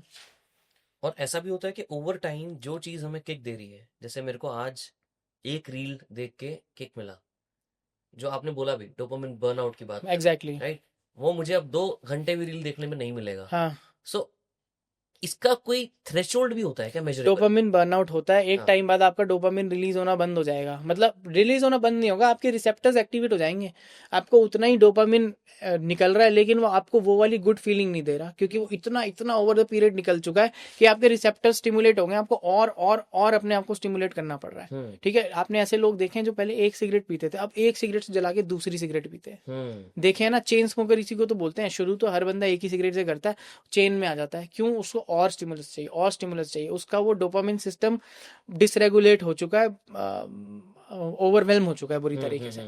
तो इसको डोपामिन बर्नआउट बोलते हैं। पहले आपको सिगरेट पीते थे, आपको अच्छा लगता था, मजा आता था, जब आप बर्नआउट में होने लगे, आपको सिगरेट पीने के बाद फटीग होने लगी, आपको लगा मैं सिगरेट पी के आके कहीं पड़ के सो जाऊं, आपकी मसल ने जवाब दे दिया, ये होता है डोपामिन बर्नआउट। एक अच्छा इंडिकेशन है कि भाई बंद करो इसको, ठीक है ना। Your dopaminergic system needs regeneration which is very important. So इसको मैं क्या बोलूं, क्या ये सिर्फ साइकोलॉजिकल है या केमिकल है? Both, both. It is psychological also and it is very much chemical also ना। हाँ, डोपामिन है तो केमिकली, रिलीज तो वही हो रहा है, काम तो वही कर रहा है ना। It is a very important chemical, हमारे बॉडी को चलाने में भी डोपामिन का रोल है, आपको पता है। There is a disease called Parkinson's disease, right, we would have known about it. Yeah. क्या होता है उस डिजीज में? स्लो हो जाता है बंदा, चल नहीं पाता, छोटे कदम लेके चलने लगता है, आगे झुक के चलने लगता है, हाथ कांपने लगता है। क्यों? जो हमारा सर्किट है बेसल गैंग्लिया वाला सर्किट उसको बोलते हैं, not go into the details, उसमें डोपामिन ही काम कर रहा है, डोपामिन खत्म होने लग गया तो इंसान धीमा हो गया, ठीक है। पानी का गिलास हम ऐसे उठाते हैं, वो ऐसे उठाएगा, ठीक है। ब्रेन की प्रोसेसिंग पावर स्लो होगी, ठीक है। तो हम इन पेशेंट्स को ऊपर से डोपामिन खिलाते हैं जो अपने उस सिस्टम में जाता है और पेशेंट काफी हद तक बेटर होते हैं, है ना। तो it is a very very important neuro transmitter in the brain. When abused गड़बड़ कर सकता है, व्हेन टेकन तो क्या ही बोलूंगा, when stimulated in the right amount it works wonders. कुछ वीडियोस मैंने इसी से रिलेटेड देखी हैं जहाँ पे people consume marijuana to stabilise themselves, ये रियलिटी? देखो ये मैंने भी देखी है। अब देखो जो मैरिजुआना कैनाबिनॉइड्स है ना, कैनाबिनॉइड्स का थेराप्यूटिक रोल भी होता है, हाँ, ठीक है। इनफैक्ट टीएचसी कंपाउंड जो, टीएचसी हाँ, कंपाउंड्स, ठीक है। तो हमारे न्यूरोलॉजी में भी there are certain diseases in which THCs are used therapeutically, specifically in certain kinds of childhood epilepsies होती हैं, अच्छा, ठीक है। ड्रेविड सिंड्रोम बोलते हैं, लेनॉक्स-गैस्टार्ड सिंड्रोम बोलते हैं, सम काइंड ऑफ एपिलेप्सी जहाँ पे टीएचसी का थेराप्यूटिक रोल भी है, ठीक है। हाँ, सम केसेस में देखो थेराप्यूटिक कैनाबिनॉइड अलग है और टीएचसी अलग है और वो जो गांजा स्मोकिंग अलग है, ठीक है, ये डिफरेंट है। अब ये ना थोड़ा एक्स्ट्रापोलेशन हो सकता है कि आपने पॉट स्मोक किया और आपके सिम्टम्स ठीक हो गए, इसको इस तरीके से एक्स्ट्रापोलेट करना ठीक नहीं है। I feel sometimes these videos can mislead you, many a times these videos can mislead you. तो प्रॉपर जानकारी होना समझना बहुत ज़रूरी है। हमारे पास कई पेशेंट आते हैं कि हमने ऐसी अलाना फलाना वीडियो देखी थी, उसमें ये इंजेक्शन लगा, पेशेंट चलने लग गया। ऐसा नहीं होता है, ठीक है ना। देयर इज मैजिक नहीं है किसी भी डिजीज के ट्रीटमेंट में। रिसेंटली एक वीडियो ऐसी बहुत वायरल हुई थी पार्किंसंस पेशेंट की भी, कि एक मैजिक इंजेक्शन से, बट वो जो इंजेक्शन है वो आपको टेम्परेरी रिलीफ दे रहा है, that is not the treatment. Example बताता हूँ, बुखार है, बुखार टीबी की वजह से भी हो सकता है, मलेरिया से भी है, डेंगू से भी है, टाइफाइड से भी है। पैरासीटामोल ली, बुखार ठीक हो गया, सिम्टम तो ठीक हो गया, बीमारी थोड़ी ठीक हुई। बीमारी ठीक करने के लिए तो टीबी की दवाई लेनी पड़ेगी, या मलेरिया ठीक करने पड़ेगा, या डेंगू ठीक करना पड़ेगा। अब वो जनरेट होती है वीडियो सिम्टम ठीक करने की, तो पेशेंट को लगता है मेरी तो बीमारी ठीक हो जाएगी। ऐसा नहीं होता है, बीमारी अलग है, सिम्टम अलग है ना। तो इसलिए जो THC कंपाउंड्स का डेफिनेटली थेराप्यूटिक रोल है, if prescribed bye a medical practitioner in the right doses for the right disease at the right time. मतलब ऐसा नहीं है कि एपिलेप्सी है सीधा मुझे कैनाबिनॉइड दे दो, नहीं, there are specific indications for that. मैं ना एक चीज और डोपामिन के बारे में जब पढ़ रहा था, तो मैंने एक चीज देखी कि dopamine spikes when rewards are uncertain, not when guaranteed.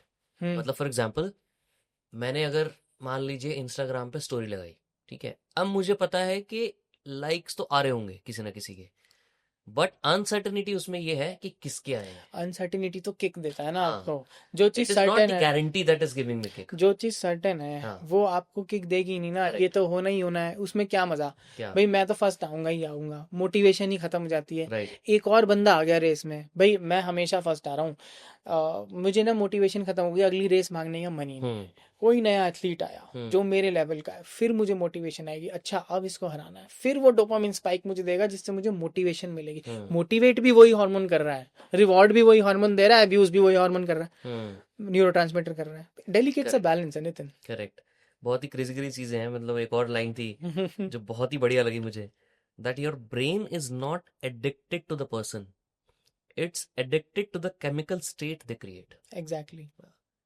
क्या मतलब, अगर आप रिलेशनशिप, सारे रिलेशनशिप को केमिकल स्टेट के पॉइंट ऑफ व्यू से देखने लग है जाओ, तो वही ना, लव हाँ, भी वही है, हेट भी वही है। हाँ, ठीक है, नॉर्मल किसी से मिला सड़क पे चलते हुए, कोई केमिकल रिएक्शन नहीं है, कुछ नहीं, हाय हेलो वही, कुछ नहीं हुआ। हाँ, किसी से नफरत है, किसी से प्यार है, तो वो तो केमिकल्स के थ्रू ही है ना। जो हाँ, ब्रेन आपको वो फीलिंग दे रहा है, लव की या हेट की, गुस्से की, घृणा की, द्वेष की, जो भी है ना। Correct, correct. थोड़ा सा और बात करेंगे। I wanted to touch down upon sleep, ठीक है, बिकॉज हमने उसके बारे में बात नहीं की। ऑल्दो 1 घंटा तो मुझे लगता है स्लीप पे ही निकल जाएगा हमारा। अरे 1 घंटे से ज्यादा नहीं। हाँ, बट मुझे एक बात बताओ, what happens to a human brain when we sleep? देखो, स्लीप एक बहुत इम्पोर्टेंट हिस्सा है ह्यूमन साइकिल का। हमारा ब्रेन रीवायर भी स्लीप पे हो रहा है, स्लीप में हो रहा है। हमारे हॉर्मोन्स भी स्लीप में जनरेट होते हैं। कहते हैं ना, ठीक से सोओगे तो ज़्यादा बढ़ोगे, ग्रोथ हार्मोन सिक्रीट हो रहा है। जो ठीक से सोता नहीं है ना, उसकी ग्रोथ भी कम होती है। बच्चे क्यों ज़्यादा सोते हैं? 12-14 घंटे बच्चे सोते हैं ना, क्योंकि स्लीप में ग्रोथ हार्मोन रिलीज होता है, जिसकी वजह से बच्चों की ग्रोथ बेटर होती है। ठीक है, तो रीवायरिंग भी वही हो रही है, ग्रोथ हार्मोन भी वही हो रहा है, ब्रेन रिलैक्स भी उसी स्टेट में हो रहा है। ठीक है, तो स्लीप बहुत ज़रूरी है हमारे फिजिकल बॉडी के लिए भी और हमारी ओवरऑल वेलबींग के लिए भी। सोएंगे नहीं तो दिमाग पागल सा हो जाएगा, सोचना ही गड़बड़ हो जाएगा। मतलब हम ना तो रैशनली सोच पाएंगे, ना हम फिजिकली कुछ काम, शरीर थक जाएगा। ठीक है ना, तो रिलैक्सिंग हार्मोन्स रिलीज होते हैं, स्ट्रेस हार्मोन्स कम होते हैं, बेटर हार्मोन्स सिक्रीट होते हैं, बॉडी अगले दिन के लिए तैयार होती है। गाड़ी का इंजन ऑन करके छोड़ दो, गाड़ी खराब हो जाएगी थोड़े टाइम में, इंजन बंद करना जरूरी है ना। That is what sleep does to your body, what ignition off is doing to the car. Secretion of good hormones, stopping of bad hormones, and rewiring the brain, consolidation of memory, very important। जो हमारी memory consolidate होती है ना, वो sleep में होती है। ठीक है, What आप do you mean by consolidation देखो, of memory? आप पढ़ते रहो बिना सोए पढ़ते रहो, आपने पढ़ लिया, आपने सारी एनकोडिंग कर दी अपने ब्रेन में। अब ब्रेन को उसको प्रोटीन के फॉर्म में कंसोलिडेट भी तो करना है। मैंने अपने ब्रेन को सारी चीज़ें सिखा दी, उसको टाइम ही नहीं दिया कि वो उस मेमोरी को प्रोटीन के फॉर्म में स्टोर करे। ठीक है, वो होता है कंसोलिडेशन, जो सोते वक्त होता है। कहते हैं ना बेटा, अच्छे से सो के जाना एग्जाम देने। ठीक है, बहुत लोग ऐसे होते हैं सोते हैं, पूरी रात सोई नहीं, चले गए, ठीक है, उस वक्त उन्होंने अपनी एपिसोडिक मेमोरी, रिसेंट मेमोरी से एग्जाम तो अच्छा दे दिया, लेकिन वो मेमोरी उनकी वो नहीं हुई, परमानेंट में नहीं गई, थोड़े दिन में वो भूल गए, एग्जाम में नंबर आ गए 100, लेकिन सीखा कुछ नहीं। तो जब आपको सीखना है ना, तो आपको सोना है, ठीक है, आप अच्छे से पढ़ो, आप पूरी रात सो, अपनी मेमोरी को, आपने कभी नोटिस किया है, आपने रात को कुछ पढ़ा और आप उसके बाद सो गए, सुबह जब आप उठे, आप ब्रश जब करने लगे, आपको सारा इतने अच्छे से याद रहा, आपको लगा यार कमाल हो गया, मुझे तो सब याद है। ऐसा नोटिस किया है? क्यों? क्योंकि आपने अपने ब्रेन को टाइम दिया उस मेमोरी को एनकोड होने के बाद कंसोलिडेट करने में। ऐसा भी तो होता है कि जब हम एग्जाम देने जा रहे होते हैं तब हमें ये डर लगता है कि यार मुझे तो कुछ याद नहीं है, मुझे तो कुछ याद नहीं, बट जब हम लिखने बैठते हैं ना, हमें सब कुछ याद आ जाता है। तो अगेन जब हम एग्जाम देने जा रहे हैं तो हमारा फियर वाला सिस्टम एक्टिवेट है। हमारा एमेगडाला जो है, जो हमारी एंजाइटी और फियर वाला सिस्टम है, वो ओवर एक्टिवेट कर रहा है।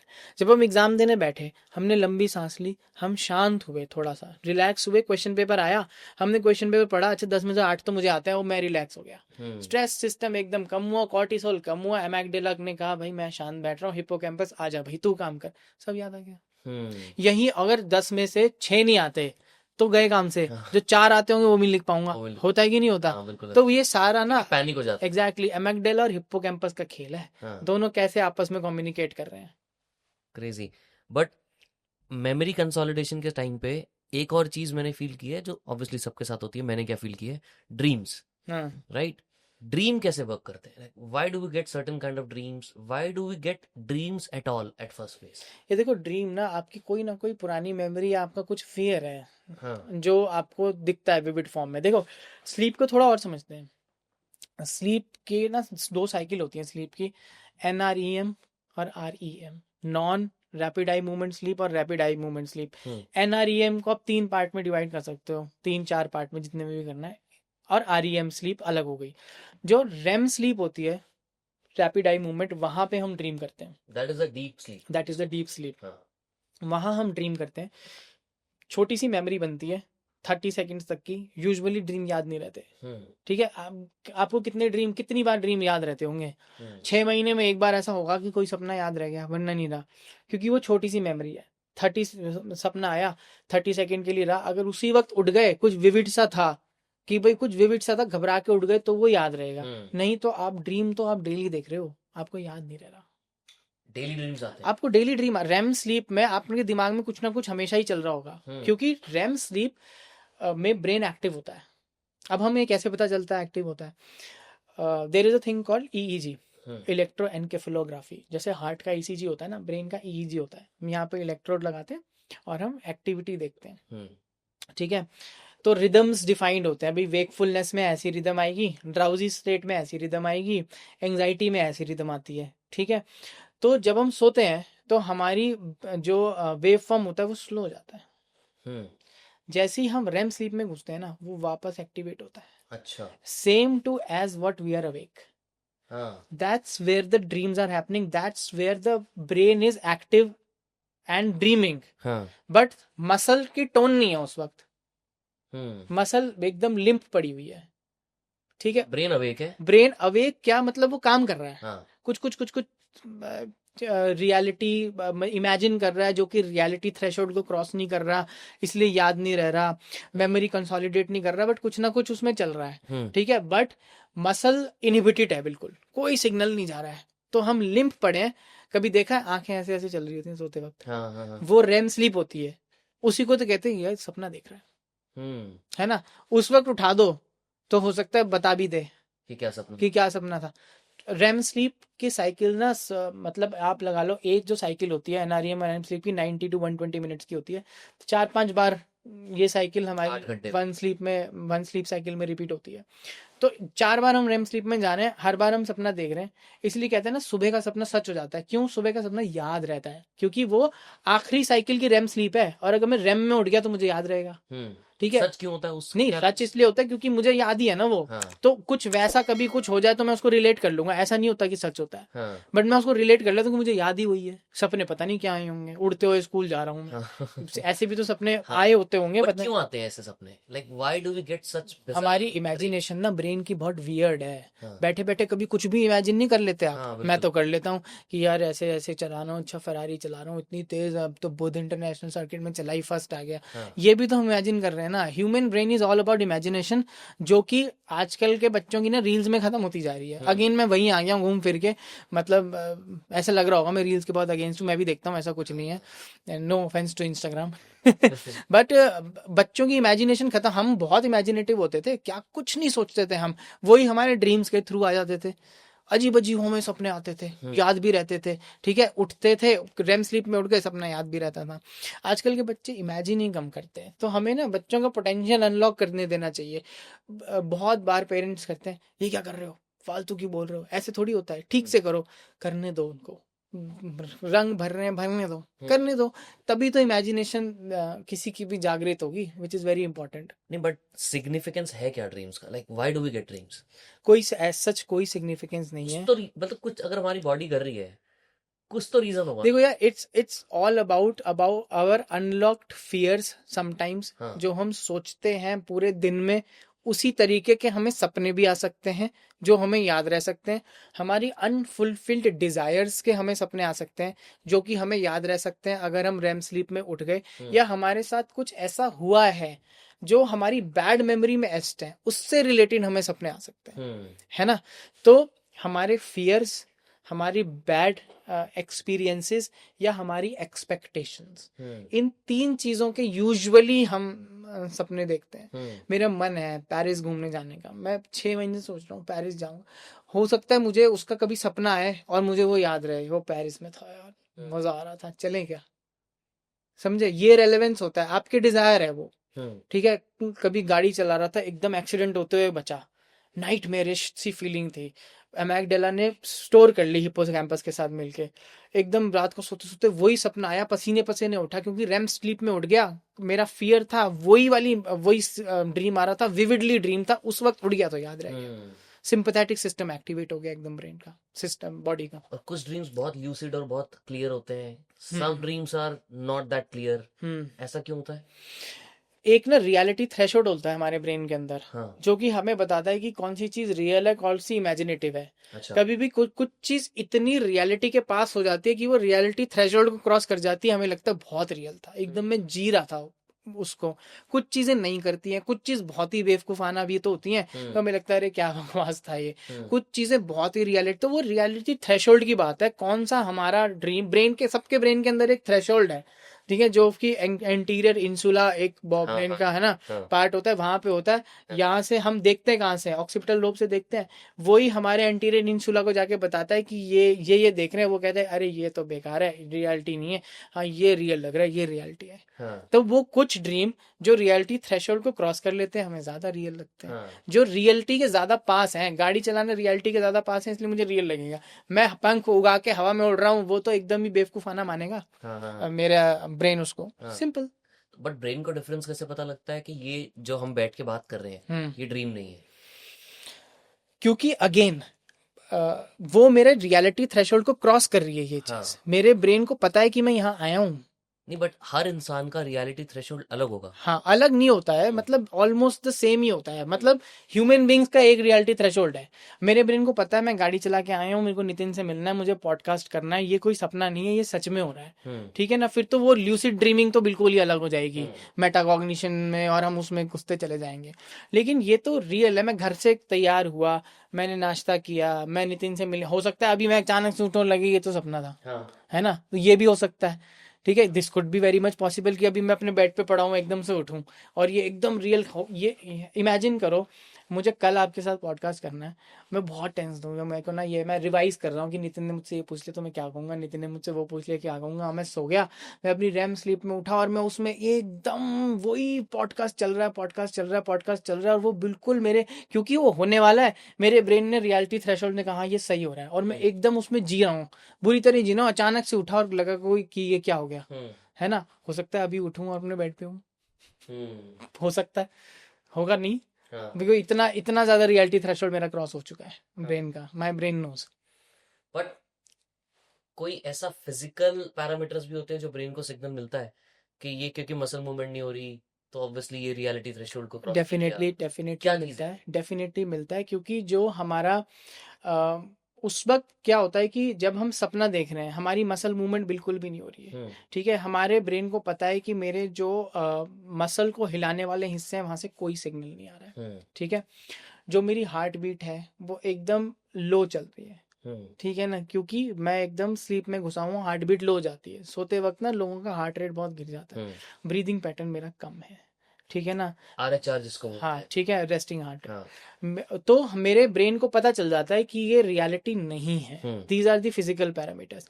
कुछ लोग बहुत रियल ड्रीम करते हैं जिसको ल्यूसिड ड्रीमिंग बोलते हैं। अब ऐसे लोगों में जो स्टडीज होती हैं ईईजी लगा के या प्यूपिल्स का साइज देख के, तो उनमें देखा गया है कि उनके प्यूपिल का साइज डायलेट हो रहा है, उस वक्त वो ड्रीम को लिव कर रहे हैं। ल्यूसिड ड्रीमिंग भी अब कितना सच है कितना नहीं है, लोग अपने ड्रीम को मॉडिफाई भी करते हैं बाय ट्रेनिंग, ऐसा भी हमने पढ़ा है। ड्रीम को मॉडिफाई करते हैं। ल्यूसिड ड्रीमर्स जो होते हैं they are aware of their thoughts, in aware of their dreams, हाँ ठीक है, they know know that that they are in the dream, और उनको पता चल जाता है कि ये तो ठीक नहीं हो रहा, मैं तो उड़ नहीं सकता, तो वो अपने आप को गाड़ी में बिठा लेंगे, ओह ठीक है, इसको ल्यूसिड ड्रीमिंग बोलते हैं। कंसेप्ट ऑफ मेटाकॉग्निशन, ठीक है ना, मेटाकॉग्निशन मतलब thinking about N one thoughts, जिसमें इंसेप्शन मूवी, इंसेप्शन, हाँ सपने में सपना हाँ टाइप का, ठीक है। तो क्रिस्टोफर नोलान बहुत होशियार आदमी है, मतलब he is a very very sharp human being, वो इतना सोच लेता है और उसको वो मूवी बनाता है, मतलब एक्चुअली में this can happen, there are people who are lucid dreamers. So in reality, movies like Inception can देखो be a possibility. Christopher Nolan की जो भी मूवीज है ना, हाँ वो सारी की सारी रियलिटी पे ही बनी है, हाँ ठीक है। वो Interstellar, correct, everything is true, या ठीक है। उस वक्त मेरे को समझ में नहीं आई मूवी, मैंने 4 बार देखी, तभी आती ठीक है। उसको, हाँ उसके बाद मैंने पढ़ा वो जो टाइम डायलेशन मैंने पढ़ा, मैंने यूट्यूब पे उसकी वीडियोस देखी, हाँ मैंने ब्लैक होल्स के बारे में पढ़ा, तो मुझे रियलाइज हुआ ये this man is a genius, ठीक है। तो वो जो भी बना रहा है ना वो सच है, ठीक है। ल्यूसिड ड्रीमर्स होते हैं, who can modify their dream, and Leonardo DiCaprio was a lucid dreamer in that movie. That is very much possible, very much But possible. what do they gain after modifying their dreams? क्या मिलता है उससे? कुछ नहीं मिलता, बस वो उनको एक स्ट्रेंथ ऑफ कंट्रोल आता है, जैसे इंसेप्शन में दिखाया हाँ गया हाँ, कि उस बंदे को पता लग गया कि मैं इस स्टेट में क्या कर सकता हूँ, हाँ। क्या मैं अपने आप किसी और के ड्रीम में अपने आप जाके, को अपने नहीं, देखो किसी और के ड्रीम में जाना तो फिर टू फार फेच्ड है, मुझे ऐसा हाँ लगता है। हाँ, अपने या ड्रीम में पासवर्ड पता जैसे, करना, हाँ, अब जैसे कुछ डांसर्स हैं या कुछ स्पोर्ट्स पर्सन्स हैं, वो अपने आप को डांस की प्रैक्टिस करते हैं ड्रीम्स में, ड्रीम्स में, मतलब I have not known such people, I have only read about it, I but don't know how much. Logically point of view से this is a possibility, this is a possibility, yes, कि I can be ठीक a है। Better player while I am हाँ, sleeping. आप सोच रहे हो, सोचते सोचते आप ड्रीम कर रहे हो, और आप ल्यूसिड ड्रीमर हो, हम्म आप अपने शॉट्स ही प्रैक्टिस करते जा रहे हो ड्रीम में, और आपने उसको इतना परफेक्ट कर लिया कि आप रियल वे में भी उसको खेल रहे हो, ऐसा होता है ना, सो दिस आप सोच रहे हो, हाँ बिल्कुल, lucid lucid dreaming is a reality, ठीक है। Even I have read about it quite a few time, I have not met a lucid dreamer, but yes there are people who have been doing it, lucid training तक लोग करते हैं, अच्छा, हाँ हाँ बिल्कुल। इनफैक्ट कुछ एक तो रिसर्च भी आ रही है कि डिमेंशिया वगैरह में भी ल्यूसिड ड्रीमिंग और इन सब चीज़ों का रोल है, डोंट नो अभी कितनी आगे जाके पहुंचते हैं। भाई हमने पहले कभी सोचा था न्यूरल लिंक आएगा? नहीं सोचा था ना, कि कोई ब्रेन में कोई चिप लगेगी और मैं सोच के मूव कर दूंगा, जो टेलीकिनेटिक्स बोलते हैं। हाँ ठीक है, हमने कभी सोचा था? आज से 5 साल पहले भी नहीं सोचा था, वो भी तो हुआ ही ना, तो ये भी हो सकता है। बट इसमें ना एक और चीज भी है, बहुत लोग क्या करते हैं, अनसॉल्व्ड क्वेश्चंस होते हैं, मिस्ट्रीज होती हैं, वो अपने ड्रीम्स में सॉल्व करते हैं उनको, and when they wake up they have the answer. होता है, इज दिस ये ट्रू है? बिल्कुल। आप उस वक्त आपकी थिंकिंग एकदम फोकस्ड वे में थिंकिंग हो गई ना, हाँ है ना। आप मैथ्स का कोई सवाल आपसे नहीं बन रहा, आप बिल्कुल कंसंट्रेट नहीं कर रहे, आप वही सवाल सोच के सोए, आपको सपना आया, सपने में आपने उसको किसी तरीके से सॉल्व कर लिया और वो सच में भी कर सकते हो। इसका मतलब आपके अंदर इनर कैपेबिलिटी तो थी उसको सॉल्व करने की, बस आप अटेंटिव नहीं थे उतने, जो कि अब आप हो गए बिकॉज यू वर हाँ लेस लेस डिस्ट्रैक्टेड डिस्ट्रैक्टेड, आपका फोकस ही है उस पे, हाँ और आप उसी बारे में बार बार सोच रहे हो ना, वही आपको ड्रीम बन के आ रहा है। तो ऐसा भी होता है बहुत जगह पे जब हम जाते हैं तो हमें डेजा वू का एक्सपीरियंस होता है हम्म कि यार ये चीज तो मैंने कभी देखी है पहले, हम्म या मैं यहाँ ऐसा फील हो रहा है मैं आया हूँ पहले। क्या वो सेम गट फीलिंग और इंट्यूशन से रिलेटेड है? हाँ, मैं यही बताना हूँ कि वो भी इंट्यूशन और गट, देखो इसकी सेम थ्योरी वही है। एक जो मुझे सबसे ज्यादा वो लगती है थ्योरी, अटेंशन थ्योरी है वो। ठीक है, मैं बैठा हूँ, कोई मेरे बैकग्राउंड में आया, उसने मेरे यहाँ पे ग्लास रखा, मैंने उस वक्त उस पर ध्यान नहीं दिया। ठीक है, नेक्स्ट टाइम वही बंदा आया या वैसा कोई बंदा आया, उसने, इस बार मैंने उस पर ध्यान दे दिया, तो मेरी वो जो पार्शियल सी मेमोरी थी ना, उसने मुझे कहा ये पहले हो चुका है, वो डेजा वू की तरह आया मेरे पास। ठीक है, 60% of the people they have deja vu some time in their life, but deja vu has a very important neurological significance. Why there are certain kind of epilepsies जिनमें डेजा वू फिनोमिनन होता है। एपिलेप्सी मतलब मिर्गी, है ना। Patient को डेजा वू feel होगा, मतलब अब ये वाला डेजा वू जो, तो हम किसी को भी फील हो सकता है ना, लास्टिंग फॉर स्प्लिट सेकंड लगा और उसके बाद वो ठीक हो गया। ठीक है, यूजुअली यंग पीपल में ज्यादा होता है, फटीग्ड आउट हो तब डेजा वू हो गया था, अजीब सा लगता है, स्ट्रेस्ड हो तब डेजा वू आपको ज्यादा फील होता है, जो नॉर्मल ह्यूमन बीइंग में होता है, which is absolutely physiological. Pathological में यार सडनली बैठे हो, अभी हम बात कर रहे हैं, मेरे को डेजा वू होने लगा, और मैं पहले बैठा हूँ, और अगर वो मेरा एपिलेप्सी है, वो मिर्गी है, कुछ और भी फीलिंग आएगी। पेशेंट्स खुद बताते हैं कि हमें कुछ ना जलने की सी स्मेल आती, डेजा वू होता है, जलने की स्मेल आती है, पेट में अजीब सा कुछ होता है, फिर हम सब भूल जाते हैं।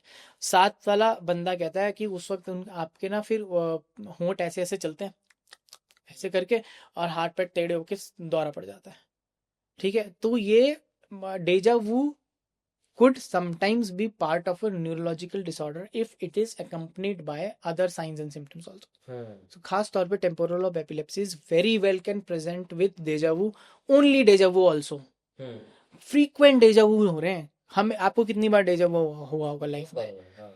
नहीं, 10-12 बार हुआ होगा, ऐसा तो नहीं है कि डेली बेसिस पे हो रहा है। अब कुछ लोग होते हैं जिनको हर दूसरे दिन डेजा वो हो रहा है, लंबा लंबा डेजा वो हो रहा है, उस वक्त खो जा रहे हैं, तो that has to be worked out कि why this has been happening. साल भर में एक बार डेजा वू हो गया, 6 महीने में एक बार, अब हमारी 40 साल की उम्र में 40 बार हो गया, चलो 80 बार भी हो गया, वो ठीक है, लेकिन अगर मुझे 2 दिन में 40 बार हो गया या 1 महीने में 40 बार हो गया, that has to be problem. या और स्लीप के टाइम पे ये चीज मेरे साथ भी, सबके साथ हुई होगी कि हम सोने की कोशिश कर रहे हैं, हल्का सो रहे हैं, और एकदम ऐसा झटका लगता है और हमें फील होता है हम गिर गए, लेकिन रियलिटी में नहीं होता, but we feel like we fell from a very large building. ये क्या है? सो बेसिकली इसको कैचिंग रिफ्लेक्स बोलते हैं। अच्छा, तो जब हम सोने, ये बेसिकली कब होता है कि जब हम स्लीप में जस्ट एंटर कर रहे होते हैं। ठीक है, जब हम स्लीप में एंटर कर रहे होते हैं ना, हमारी बॉडी मसल टोन लूज कर रही होती है। ठीक है, तो जब हम कहीं गिर रहे होंगे तो हमारी मसल टोन ऐसी हो जाएगी ना, हवा से हम ऐसे गिर रहे होंगे, तो मसल टोन हमारी बॉडी लूज कर रही होती है। कभी कभी हमारे ब्रेन को सच में लगता है हम गिर रहे हैं, और हमें कैच करने के लिए वो मसल को टाइट करता है, जिससे हम ऐसे करके यूं उठते हैं। ठीक है, यूजुअली ये आपको भी फील हुआ होगा, मुझे भी फील होगा, ज्यादा तब फील होता है जब हम बहुत थके हुए हो, पूरे दिन के थके हुए आए हैं, एकदम एकदम से बॉडी लूज होने लगी, लेकिन ब्रेन अभी भी शांत नहीं हुआ है, वो अभी भी शांत नहीं हुआ है, तो उसने कहा अरे मैं गिर रहा हूँ, उसने कैच रिफ्लेक्स एक्टिवेट कर लिया। ठीक है, स्ट्रेस में हो, थके हुए हो, एंग्शियस हो, 3 दिन से सोए नहीं हो, ब्रेन अभी भी चल रहा है, बार बार कुछ कुछ सोच रहा है, बॉडी एकदम से लूज हो रही है, कैच रिफ्लेक्स आया, ढक करके जग आया और लगा अरे बारी गिरने वाला था। But this is not a bad thing. This is not a bad thing. It's a normal thing. It's a normal thing. Hypnic jerks भी बोलते हैं इनको। Hypnic jerks are very normal, absolutely physiological. कुछ लोगों में इतना होता है कि बहुत ज्यादा होता है, तो हम थोड़ी मोटी मेडिसिन से भी उसको क्योर कर सकते हैं, but usually does not need any treatment. They are very physiological. एक लास्ट चीज पूछूंगा जो कि मेरे साथ भी कई बार हुई है। इनफैक्ट मुझे ऐसा लगता है कि शायद मेरे घर पे भी मेरी मम्मी के साथ भी ऐसा होता है, जिसको हम बोलते हैं स्लीप पैरालिसिस, राइट? कि हम सो रहे हैं और हमें सोते सोते ऐसा फील हुआ कि हमारी बॉडी जो है ना वो फ्लोट कर रही है, like I can see my self lying down. मैं देख पा रहा हूँ अपने आप को कि मैं सो रहा हूँ, मैं उठने की कोशिश कर रहा हूँ, बट मैं उठ नहीं पा रहा। Like I am trying to, अपने हाथ हिलाने की कोशिश कर रहा हूँ, मेरे हाथ नहीं हिल रहे, मैं बोलने की कोशिश कर रहा हूँ, मैं तेज चिल्ला रहा हूँ, बट आवाज बाहर नहीं आ रही। So I am trying to get out of that experience, but I am not able to get out that experience. ये काफी होता है, और उस टाइम पे हमें ऐसा पेनफुल फील होता होता है कि है, यार कोई पैरानॉर्मल एक्टिविटी हो रही है, कोई पेनफुल भूत होता आ है। गया है। तो ये भी ना हमारा रेम स्लीप में ही होता है, हाँ ठीक है, स्लीप पैरालिसिस जिसको बोलते हैं, जिस वक्त हमारी बॉडी की टोन ही नहीं है कोई, हाँ हम ड्रीम कर रहे हैं और हम उस ड्रीम को थोड़ा ज्यादा विविड फॉर्म में देख रहे हैं, हाँ। उस वक्त हम अपनी बॉडी को हिलाने की कोशिश करेंगे, हमारी बॉडी हिलेगी नहीं, लगेगा कोई बैठा हुआ है हमारे इस पे। तो ये हमारी रेम स्लीप के अंदर होता है स्लीप पैरालिसिस, या कभी कभी कुछ लोगों में नार्कोलेप्सी की तरह भी ये प्रेजेंट कर सकता है, which is treatable with medications also if it happens again and again and again and again. Otherwise physiological phenomenon होता है, कोई ऐसी प्रॉब्लमेटिक नहीं होता। It can happen with you also, me also, tired bodies में बहुत कॉमनली देखा जाता है। जब मैं जो पढ़ रहा था उसमें ये था कि your mind wakes up before your body does. या देखो, थोड़ा ड्रामेटाइज करने के लिए इस हाँ तरीके से आप उसको कह सकते हो, बट ये normal physiological REM sleep phenomenon होता है। अच्छा। हाँ, बट फिर मुझे ऐसा क्यों दिखता है कि मैं खुद ही सो रहा हूँ? कि आपका ड्रीम है वो, क्योंकि अच्छा। आपने अपने ड्रीम में ही इमेजिन किया है ये, हम्म। ठीक है, ऐसा तो नहीं है ना कि आप उठ के अपने आप को नहीं देखते, करेक्ट। है ना, ये आपने ड्रीम में इमेजिन किया है, आप रेम स्लीप में ही ड्रीम कर रहे हो। आपकी बॉडी क्योंकि हिल नहीं रही, क्योंकि कोई टोन ही नहीं है बॉडी के पास, थोड़ी देर बाद उठे तो एकदम उठ गए, और वो ड्रीम याद भी रहा क्योंकि आप रेम में ही उठ गए। वही मैं कह रहा हूँ ना, आप रेम स्लीप में अगर उठ गए तो आपको याद रहेगा, वो वाली रेम स्लीप में आपको सपना आया, आप नहीं उठे, सेकंड आपकी साइकिल आ गई तो आपको नहीं याद रहा, है ना। तो ये रेम स्लीप डिसऑर्डर्स कभी कभी होते हैं which are normal, but these are not threatening. Not threatening. हाँ। क्रेजी। क्या बात है भाई, बहुत मजा आया हर्ष। Crazy conversation.